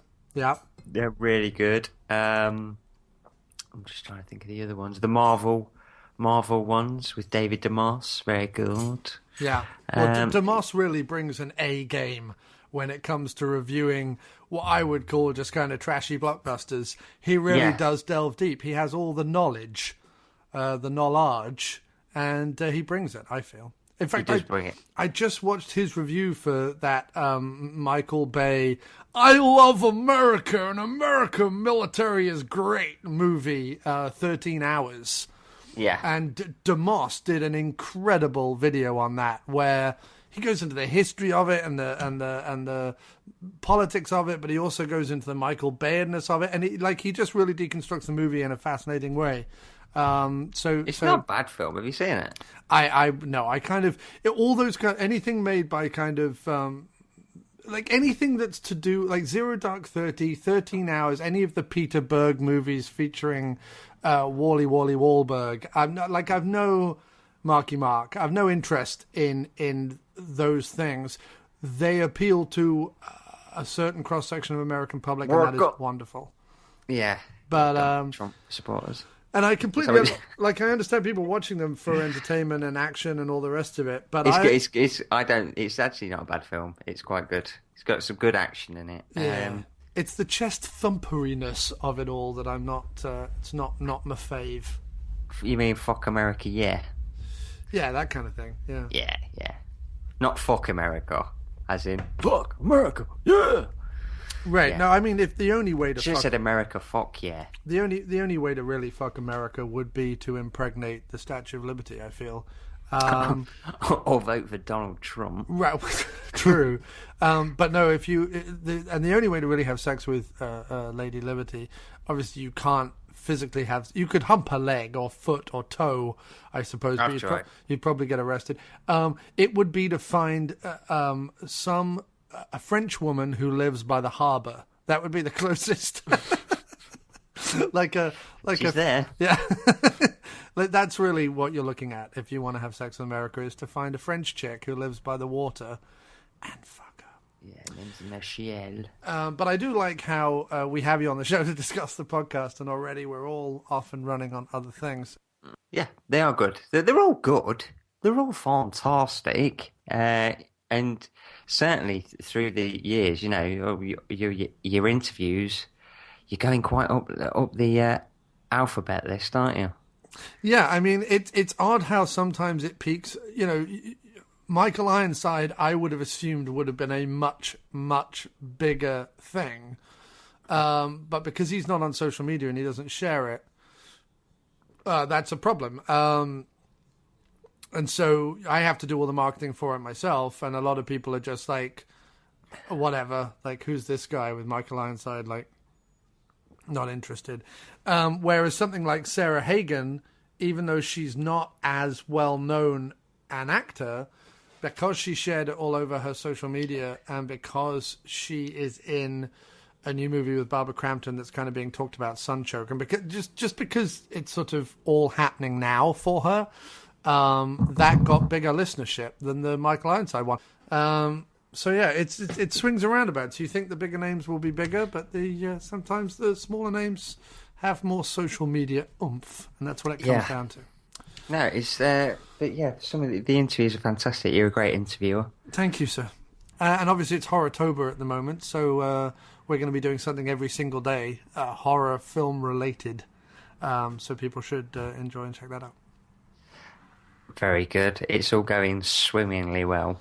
It is. It's a lot of work, and I wish I didn't have to. I wish it was paying me to live so I could just do that. Because it's. I'm the same with receiving a good rimming session. Right. Yes. If I could receive that and get paid for it, my life would be so much better. It would be, I imagine. Pipe dreams, son. It'll never happen. Literally, in the case of rimming, a pipe dream. Yeah. Or nightmare, pipe nightmare, maybe. Pipe mare. I don't know. A wet dream, no nightmare. So that's exciting. But thanks for being on the After Movie Diner for this 200th episode celebration. That's all right. I didn't add much, did I? No, no, not really. It's a waste of time. Really. You added 10 minutes, is what you added. Yes, I did. Yeah, you got a longer running time now. Yeah, sorry, After Movie Diner listeners. You've waited no time at all for me to come back on the show, and when I've come back on, I've completely disappointed you. Not at all, my friend. Not at all. It was all great. But congratulations to Mr. Wallace, to Mr. Cross, to Mr. Wallace. They're your two main co-hosts. Sure. So congratulations. 200 is fantastic. It is. And here's 200 more. Oh, I don't know about that. Wow. I'm joking. Another 50 maybe. And of course we're coming up to the 100th episode of Dr.Action. It should soon be there, won't it? So that's exciting. This time in 2 years we'll get there. Yeah. We'll do another 3 in 2 years. But it's all good. No, I want to try and do it monthly. Anyway, thank you for being on the After Movie Diner. And now a quick segment that I'm going to call, Mal, tell us what you really feel about Moonraker. Moonraker. Colossally silly. Yeah. Just draggingly stupid. And I would say, whereas doing Live and Let Die to not intentionally piggyback the blaxploitation craze or the exploitation craze, but certainly with that vibe in it, worked, whereas this, to piggyback the Star Wars craze, failed miserably. Yes, there's a simple fact here. Any film that features a double-taking pigeon should be condemned. Yes. I don't even know why I've kept this one here. So, So the other fellow who was mentioned in my conversation with Doc Paul Crowson, or Dr.Action as you all know him, was none other than Sir David DeMoss, who has an open invitation whenever we discuss comic book movies to come onto the show and flap his gums about. And we do sure love it when he does that. Anyway, he wrote to us this on Facebook.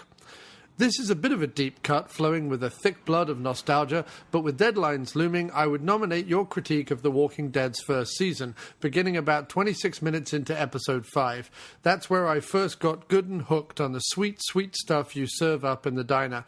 And after 6 more seasons and a spin-off, it keeps sounding even more prophetic. Don't ask me to pick a bit from episode 141 when you and Philip discussed the more recent entries in Romero's canon. That's the kind of episode I point to when I tell people to listen to your show. A complete piece unto itself. Though you're Jeremad against mid-80s Siskel and Ebert, did they ever like any film? And the subsequent discussion of their incredible capriciousness was like manna to an old hater like me.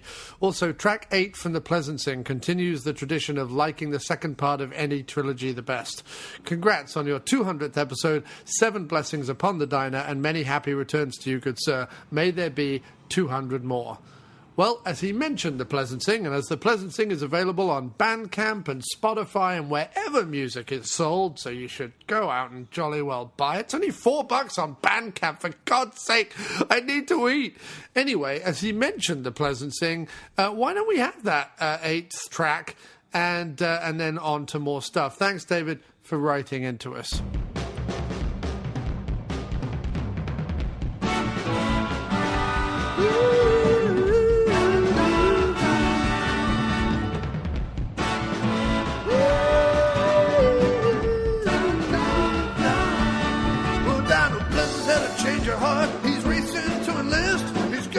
Out Hitler with just one fist. They call him Don.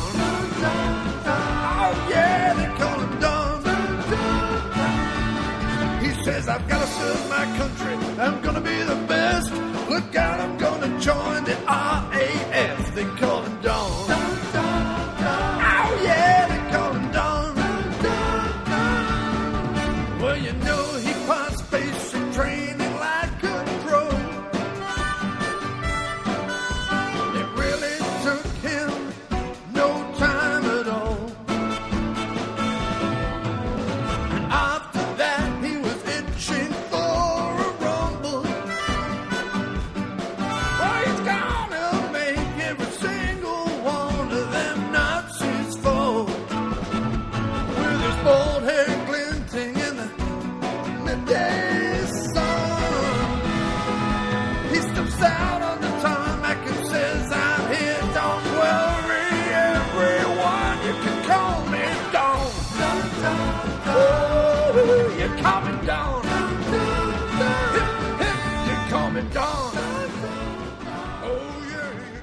Mr.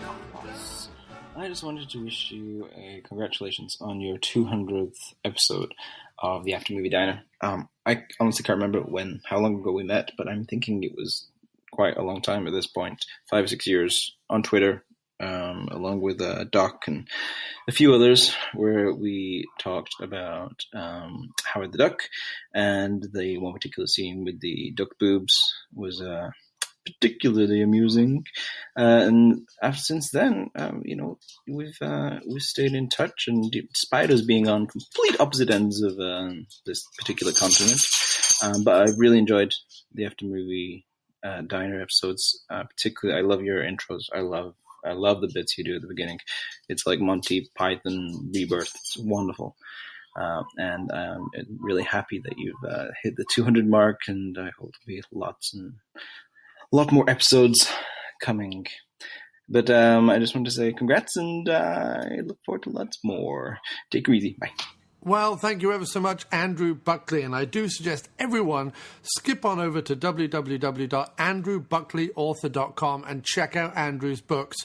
Andrew is one of the greatest of all authors, and you should definitely check out what he's writing and putting out, because it is brilliant and comparable to the great works of Douglas Adams and Terry Pratchett, and that is no small claim. So, as he mentioned the ridiculous openings I like to do for the show, how about we listen to a few? Perversely on the After Movie Diner. I'm sorry, that should read previously. let's start that again. Previously on the After-Movie Diner, Nigel Balforceps, heir to the Chad Tillingbourne fortune of 2 highly polished golden Peruvian dogs and a few thousand barrels of an unknown greenish liquid that may or may not contain the secret to life itself, but is probably just a fruit extract for use in children's party food, has been forced to flee Pisspottington Hall due to the revelation of his affair with Gladys Uppington Ponsonby, who isn't much to look at, but who the locals down at the old Bull and Truncheon describe as a real firecracker, who after a few sacks of meat goes like a bloody rocket. That's a nude perky rocket, they clarified. This leaves the unruly, untrustworthy, sinister, and often overly salivating evil Uncle Rupert in legal charge of the Ginger children, who, until they turn 18 and are officially presented with a safety plaque by the Queen herself, must be watched around the clock by a fleet of only partially clothed tap-dancing butlers and a matron named Goethe von Himmelstrasser, who once beat Goebbels nonsensical with a giant mouldy sausage. Meanwhile, in the neighbouring village of Clenchy Rectum, the questionable vicar, Tony Big Trumpets, town councillor, Freddie Plurfgumption, and baker, Herbie Tits, are frantically putting an overly complicated plan together to break wrongly convicted pigeon fancier and one-time winner of the Order of the Garter for an incident of indecent exposure which cost the Argentinians the Falkland Islands, Geraldine Nobody's business, out of a highly guarded outhouse, which is serving as a temporary prison while the other one is being painted and sprayed for quiche. If they don't succeed by midnight, then the deeds to the rectory divert back to oil magnate, playboy, large hat wearer, and occasional puncher of goats, Jack Chest, who intends to have it knocked down to build a large public walk-in wardrobe displaying his collection of highly decorative used merkins and an exhibition of just how many things he's managed to achieve in his life while naked from the waist down. And finally, retired game show host Lenny Cream has been found dead under a stack of defaced pamphlets entitled Premature Ejaculators Monthly. Cause of death is not yet known, but Inspector Hiccup of the yard, the back wall, and a small patch of land he won in a bet in Antigua thinks that the large knife sticking out of his spine may have something to do with it. What will this mean for Justin, the bisexual midget fish farmer, crossdresser, and game show prize display model prodigy who just moved here from Montreal? And where now for Lili Frung, one-time self-help book author, celebrity dietitian, and sex with trampolines addict, who was revealed last week is back on a lethal cocktail of mescaline and tomato ketchup flavoured crisps, yet still planning to fly little Timmy Pip Omelette from Berlin to Reykjavik to be reunited with his long-lost real father so they can both sedate him in a motel bath and steal his genetically compatible bladder so that Timmy can have that life-saving surgery and go on to win the local ice baseball tournament for the $25,000 prize money, which will hopefully be enough to buy him a nice shiny sports car that'll open knickers quicker than Steven Seagal tears open a bagged live boar for breakfast.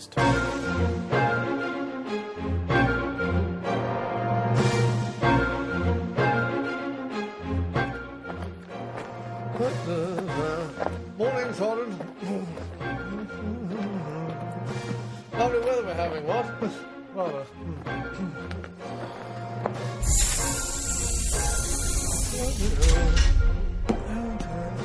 A lot of steps in here.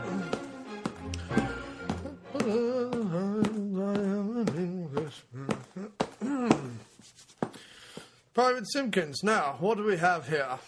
Well, sir, we're working on this cluster bomb. And what kind of thing is that? Well, once working, we'll be able to launch it at the enemy from about 4 countries away. It will land, disperse, and destroy all the buildings in an area of land about the size of Cleethorpes. Remarkable stuff. And what about this? What's this? Yes. Oh, this is a tactical device that can be fired directly at our enemies and destroy them from within by projecting images of their childhood in the sky above the city while subtly manipulating their brains to feel insecure and deep, deep sadness. Oh, and it reawakens any unresolved parental issues too.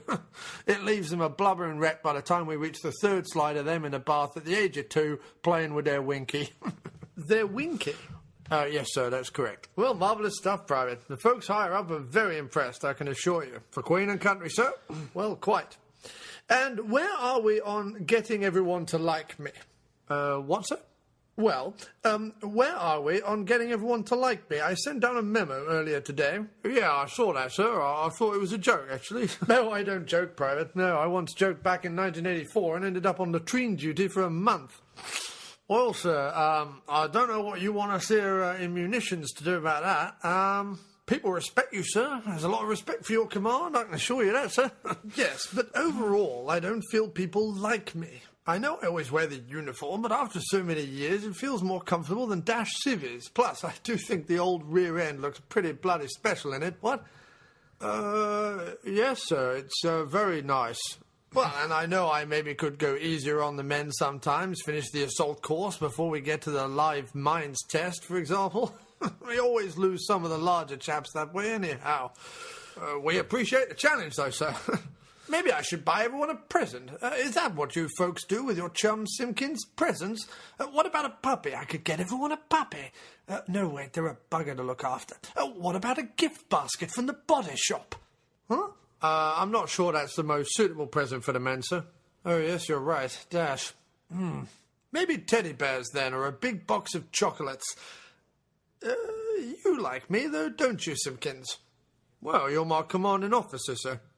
Yes, but I don't bother you, do I, Simpkins? I mean, if I do, tell me this instant, and I'll buy you a pony to make up for it. A fleet of ponies, with ribbons, and big, big, dreamy eyes. No, sir, no need for all that. It's okay, really. So you like me? You really like me? Sure. Whatever you say, sir. Oh, you've made me the happiest commanding officer on the base, Simpkins. You will have a pony and a body shop gift basket. I saw your nostrils flare when I mentioned them earlier. Oh, well, if you must insist, sir. That's the spirit. Actually, I'm rather partial to the old avocado exfoliating hand scrub. Oh, lovely. Makes the pinkies all soft, nice for working on the machinery, know what I mean? Oh, yeah, no, indeed. Also, the wife is rather partial to a whale semen facial. Oh. She does think it, makes her forehead all shiny, gets rid of the zits, what? Oh, I bet it does, yeah. She loves it. And I like to bathe the kids in that raspberry, strawberry and vanilla trifle flavoured bubble bath.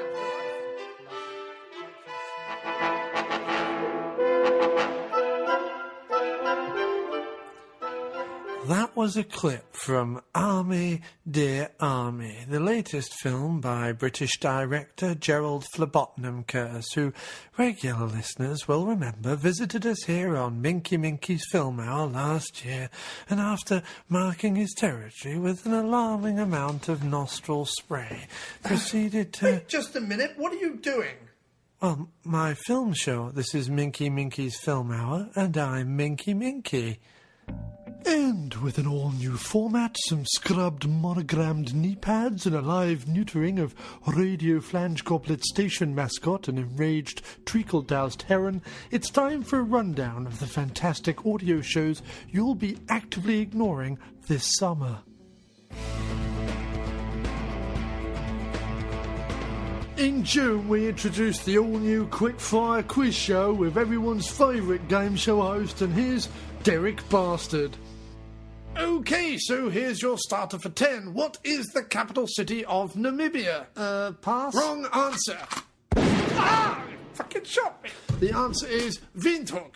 Okay, so now it's your turn, Nigel. No, it's fine, really. All a mistake. Shut up! Who in 1875 bought Friar Park in Henley-on-Thames and was a keen horticulturalist and developed spectacular public gardens there, including an alpine garden featuring a 20-foot replica of the Matterhorn? Oh, please. Come on, look, it's easy. He published an exhaustive survey of medieval gardening. It's common bloody sense. No, I'm sorry. Time's up. The answer was, of course, Sir Frank Crisp. Next. Oh, no, I'm not doing this. What do you mean? Well, if I get the answer wrong, you're going to shoot me. How do you know I'm not going to shoot you if you continue this interruption? Well, I don't. Exactly. Balls. Next. And in July, Bane is back with his infamous Bane Reads series. Episode 1, Bane Reads Blood Price, by Tanya Huff. Hello. Bane here. Nice to be back. Bane! Can I get a Bane from the audience? What? Bane! Nice. Me likey. Now tonight, I'm going to be reading my very favourite book in the whole world. Blood Price by Tanya Huff. And if you don't likey this book, I tell you, it is going to be very painful for you. Perhaps you might be wondering why you might shoot a man before pushing him out of a plane. And perhaps you might also be wondering why you might give a book as good as Blood Price to a man like Bane. Well, it's because Bane, that's me. the very best reader of books that there is. There's absolutely nothing off-putting about my voice in the slightest. Brain. Okay. Chapter 1. Ian shoved his hands deep in his pockets and scowled down the length of the empty subway platform. His hands were freezing. He was in a bitch of a bad mood, and he had no idea why he'd agreed to meet Corinne at her apartment.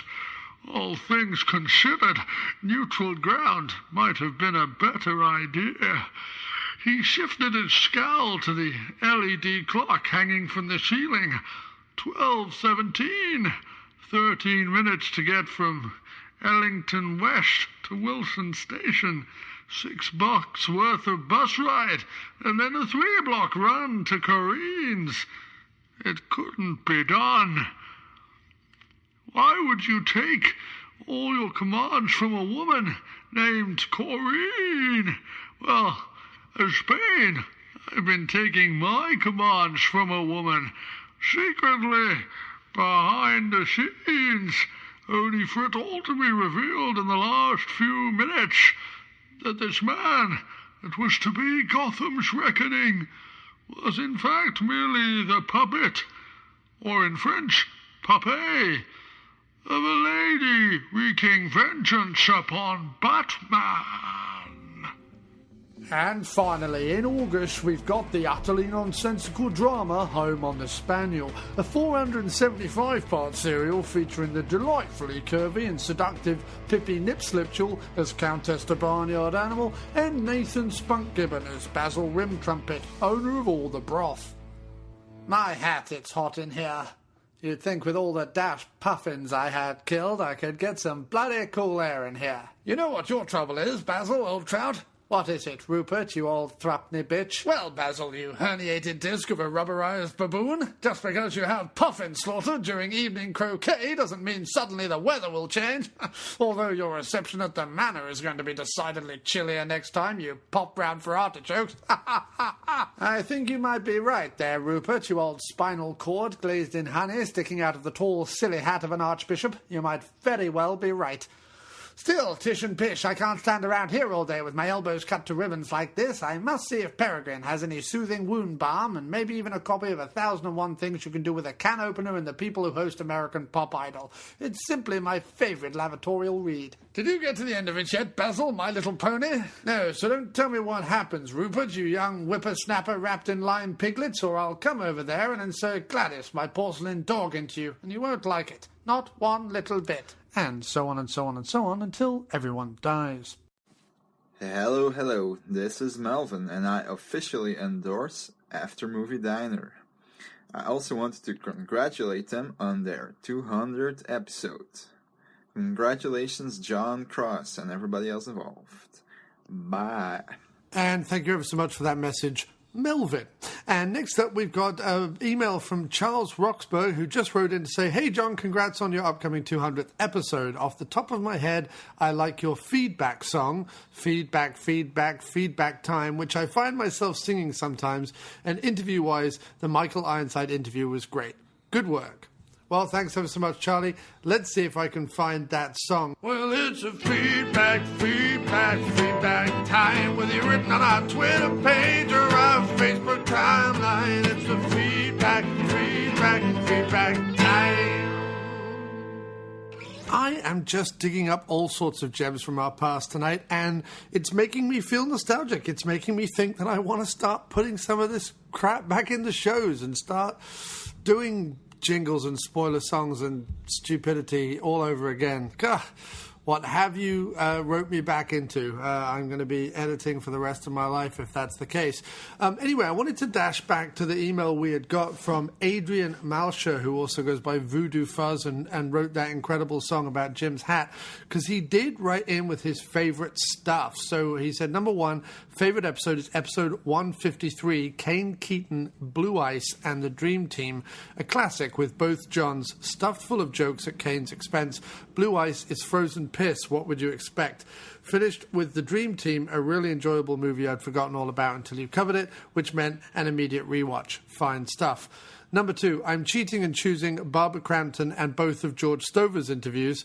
I love all their films, and they both seemed genuinely likable people who were happy to talk in a relaxed manner about their work. Not a single whiff of pretension about those lovely guests. The highlight of my Twitter year was when Barbara Crampton liked one of my tweets. Swoon.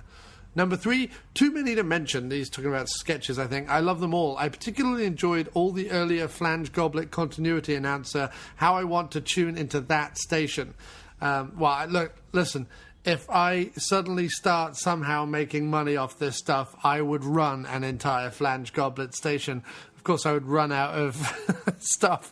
I think I totaled together all the sketches I'd written once in terms of average minutes and worked out that I probably about 8 or 9 hours worth of solid sketch material. I mean, not solid, some of it's awful, but like, meaning in one solid chunk, if you push it all together, it would be about 8 or 9 hours long.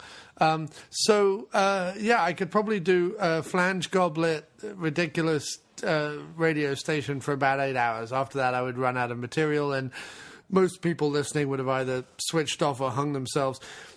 Anyway, he goes on to say, number 4, in terms of favourite song or ditty, he says, isn't it obvious? I'm sure it must be the number 1 choice for all your fans. The sadly missed but classic What's in My Sack, the Postbag song. And then he says, keep up the good work with all that you do. 400 will be just around the corner. Everyone apparently loves the mailbag jingle. I played it at the beginning of the show, but why don't we have another listen right now, huh? Here comes the postman, I wonder what he has for me. Is there something in his big brown sack? I wonder what could it be? Well, I hope the bills it lacks and instead brings me some listener feedback, or maybe, just maybe, a big bag of crack. Oh, here comes the postman, I wonder what he has for me. Well, next as I delve into my big sack of mail is the wonderful and awesome and my brother and just tremendous local legend, podcaster behemoth in his own right, from the Corrupt Audio Network, from Hold the Mayo. He is a musician, a stand-up comedian, a podcaster, a writer, a woodworker, a dog lover, a digger, a bringer, a hugger, just a rough bastard. No, he's not really. He's the freest son of a bitch I've ever met. Yes, it's Joseph Mayo, and he writes, congratulations on reaching such a monumental milestone in the podcasting world. To say that I am both jealous of you and your accomplishment and elated for you and your success would be the understatement of the century. Week after week, I perpetually look forward to listening to not only the wonderful film reviews and diner talk, but also the wonderful comedy stylings of a really something mind. It just says really and mind. I don't know. Something issue with that message there. Sorry about that. He goes on to say, a great man once said that in the podcasting world, consistency is king, and the After Movie Diner quite literally is the beacon of consistency when it comes to the highest quality content. It's almost infuriating. I take that back. It's definitely infuriating. Your podcast is so good that it makes me furious. I hope you're happy. I love you. I'm proud of you. I'm proud for you, and I'm looking forward to another 200 episodes. Furious J. Mayo. Well, thank you, buddy, and thank you for many, many weekends of fun and frivolity with the Mayos up in New England. Can't wait to come back up there and see you guys again. And everyone, check out Hold the Mayo with him and Marie every week because it's tremendous. That's over at corruptaudio.com. Corruptaudio.com. Let's keep these going, shall we? So, from filmmaker Craig Everett Earl, check out his film Intrusion, currently on Amazon. His subject is simply Happy 200th. Just wanted to take a second and say Happy 200th to the After Movie Diner. Keep up the amazing work. Thanks ever so much, Craig, and you too, sir. You too. And then we got one from Chris Leatherman. who says his favourite episodes are all of the Dola-related shows, the James Bond show and the Bob Hoskins double bill. He says his favourite interview is the Stover, also known as George Stover. His favourite sketch is all of them. And his favourite songs are the Cockney version of In Too Deep and Mega Force Mega Crap. You really channeled Jeff Lynne's Melancholy Perm with that one. Thanks for many hours of great entertainment. Well, thanks ever so much, Chris. And here, just for you, let's have some Cockney Collins, shall we? All the time I was searching with nowhere to run to, it started me thinking, wondering what I could make of my life. And who'd be waiting, asking all kinds of questions to myself, but never finding any answers. Crying at the top of my voice and no one's listening. All this time I still remember everything you said. There's so much that you promised. Well, how could I ever forget? Listen, you know I love you, but I just can't take this. You know I love you, but I'm playing for kids. Although I need you, I'm not gonna make this. You know I want you, but I'm in too deep. So listen to me, oh. You must believe me. I can feel your eyes go through me, but I don't know why. I know that you're going, but I can't believe it's the way you're leaving. It's like we never knew each other at all. Well, maybe my fault, darling. I gave you too many reasons for being alone when I didn't want to. I thought you'd always be there for me, yeah. Well, I almost believed ya. All this time, I still remember everything you said. You said so much. There's so much you promised. Well, how could I ever forget your bloody lettering? You know I love you, but I just can't take this. You know I love you, but I'm playing. Ah, the sweet, sweet sounds of a decent Cockney Collins. How I miss him so, and how I might delve back into that egomaniacal, vastly domed satchel of work that he's produced, and maybe I'll Cockney up another one of his songs soon. Thanks ever so much to D. Shaw, who on our Facebook group writes 200. Damn, I have several I like. All the interviews. And he points to the interview with Robert Davi, the interview with the Selma cast on the red carpet in New York City of 2014, the interview with Fred the Hammer Williamson, and the interview with Clint Howard. Do check out our interview section of the website. It's funny it doesn't get more traffic, because I really do think we've got like some pretty cool guys that we've had on the show, and definitely worth checking out and enjoying. So we're just about winding up. I think we've just got a couple more emails to go. Mark Burns writes, "Hello, John, and all at Radio Flange Goblet. I just want to say congratulations on reaching the milestone of 200 episodes. I first heard the promo for AMD on Profondo Cinema, what now seems like an age ago, and my first thoughts were, oh, a fellow Brit doing a movie podcast. I'll check it out. Back then, I was a relative newcomer to podcasts, but there was something in your voice that made me want to give your show a listen. I think I caught you on your third podcast, but quickly went back and listened to the first two. Now here we are at 200 episodes. I cannot name one single episode as a highlight, as there have been so many, and I honestly look forward to listening to a new AMD show every time. I think the recent-ish edition of your walkabout clips with Jim Wallace have added something extra to the shows, and I do enjoy them. The amount of effort you put into the AMD definitely shows, and your creativity makes the AMD stand out in a sea of podcasts. The music, the comedy skits, and your enthusiasm make the AMD stand head and shoulders above a lot of other podcasts out there. I'm smiling now thinking back how giddy I would get hearing you read out my comments on the show, not thinking we would actually get to meet. My personal highlight was getting to spend an evening with yourself and Kim in Brooklyn at the beginning of the year. Thank you both. May the AMD continue to flourish. Thank you, and once again, congratulations Mark Burns. And I tell you what, if you're ever in a foxhole and you need someone on your side, you need someone like Mark Burns. The man has your back, I'm telling you right there. There are many, many wonderful people that I've met doing the podcast and through the podcast and through connections I made doing the podcast. And Mark Burns is definitely up there near the top. What a great guy. What a tremendous man. Of course, his lovely lady Christy, big shout out to her as well. A real pleasure to meet them and to now count them as close personal friends. Always a pleasure. It's what podcasting's actually about. People always think, oh, is it about the comedy or the music or the film discussion or blah, blah, blah, blah, blah. It's not about that. It's about the connections you make and the people you meet because of it and the places you go because of it.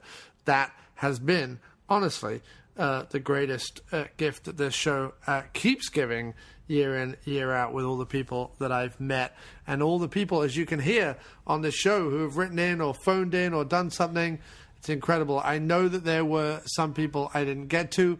I know that Mo Porn, my dear, dear, wonderful brother from another mother, Mo Porn, and I were going to do a section on the show. We just didn't get around to it.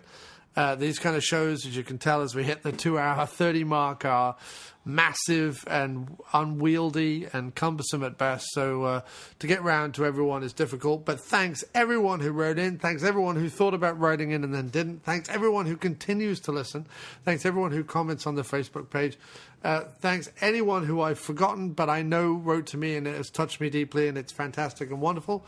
I do hope you've enjoyed this little bit of a trip down memory lane. Little bit of the first Horrortober episode. There's an interview, there's music, there's comedy. This show, really, this 200th episode show has just about a little bit of everything, and I've tried to hit on stuff that everyone likes. I'm going to leave you all now with the wonderful song that Voodoo Fuzz composed for the show, and quite honestly, is one of my favorite songs of all time. I can always hum it. It gets in my brain. And it's all about the After Movie Diner. What a better way to end the show I cannot think of. So here we go with Voodoo Fuzz's After Movie Diner song. You can hear my voices going, after all this talking, and I need to get to sleep. Anyway, thanks for listening. Here's to 200 more. All the good stuff. Thanks to everyone who wrote in. Blah, blah, blah, blah, blah. Love you all. Good night.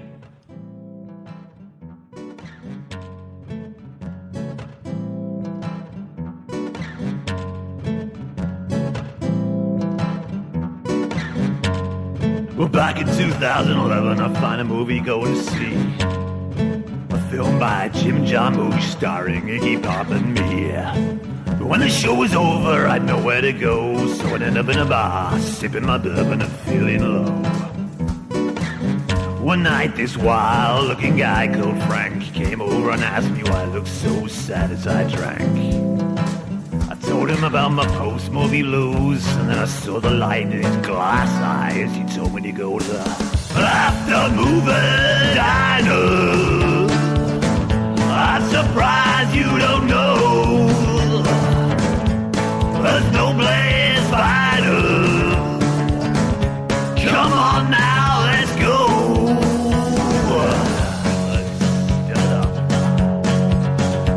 Well, Mr. John Cresswell, he's a man with a beard and a man with a plan. Yeah, yes. With Jim and John and Madam Mark, tune in to French Goblet to start. Yes, and reviews, opinions, interviews, comedy and news, Don Doler and his films and George Stover at the After Movie Diner. Now it's 5 years old. There's nowhere finer. That's the place to go. Oh, the After Movie Diner. It's where I go. Oh, that After Movie Diner. It's one hell of a show. I just killed that rattlesnake with a skillet.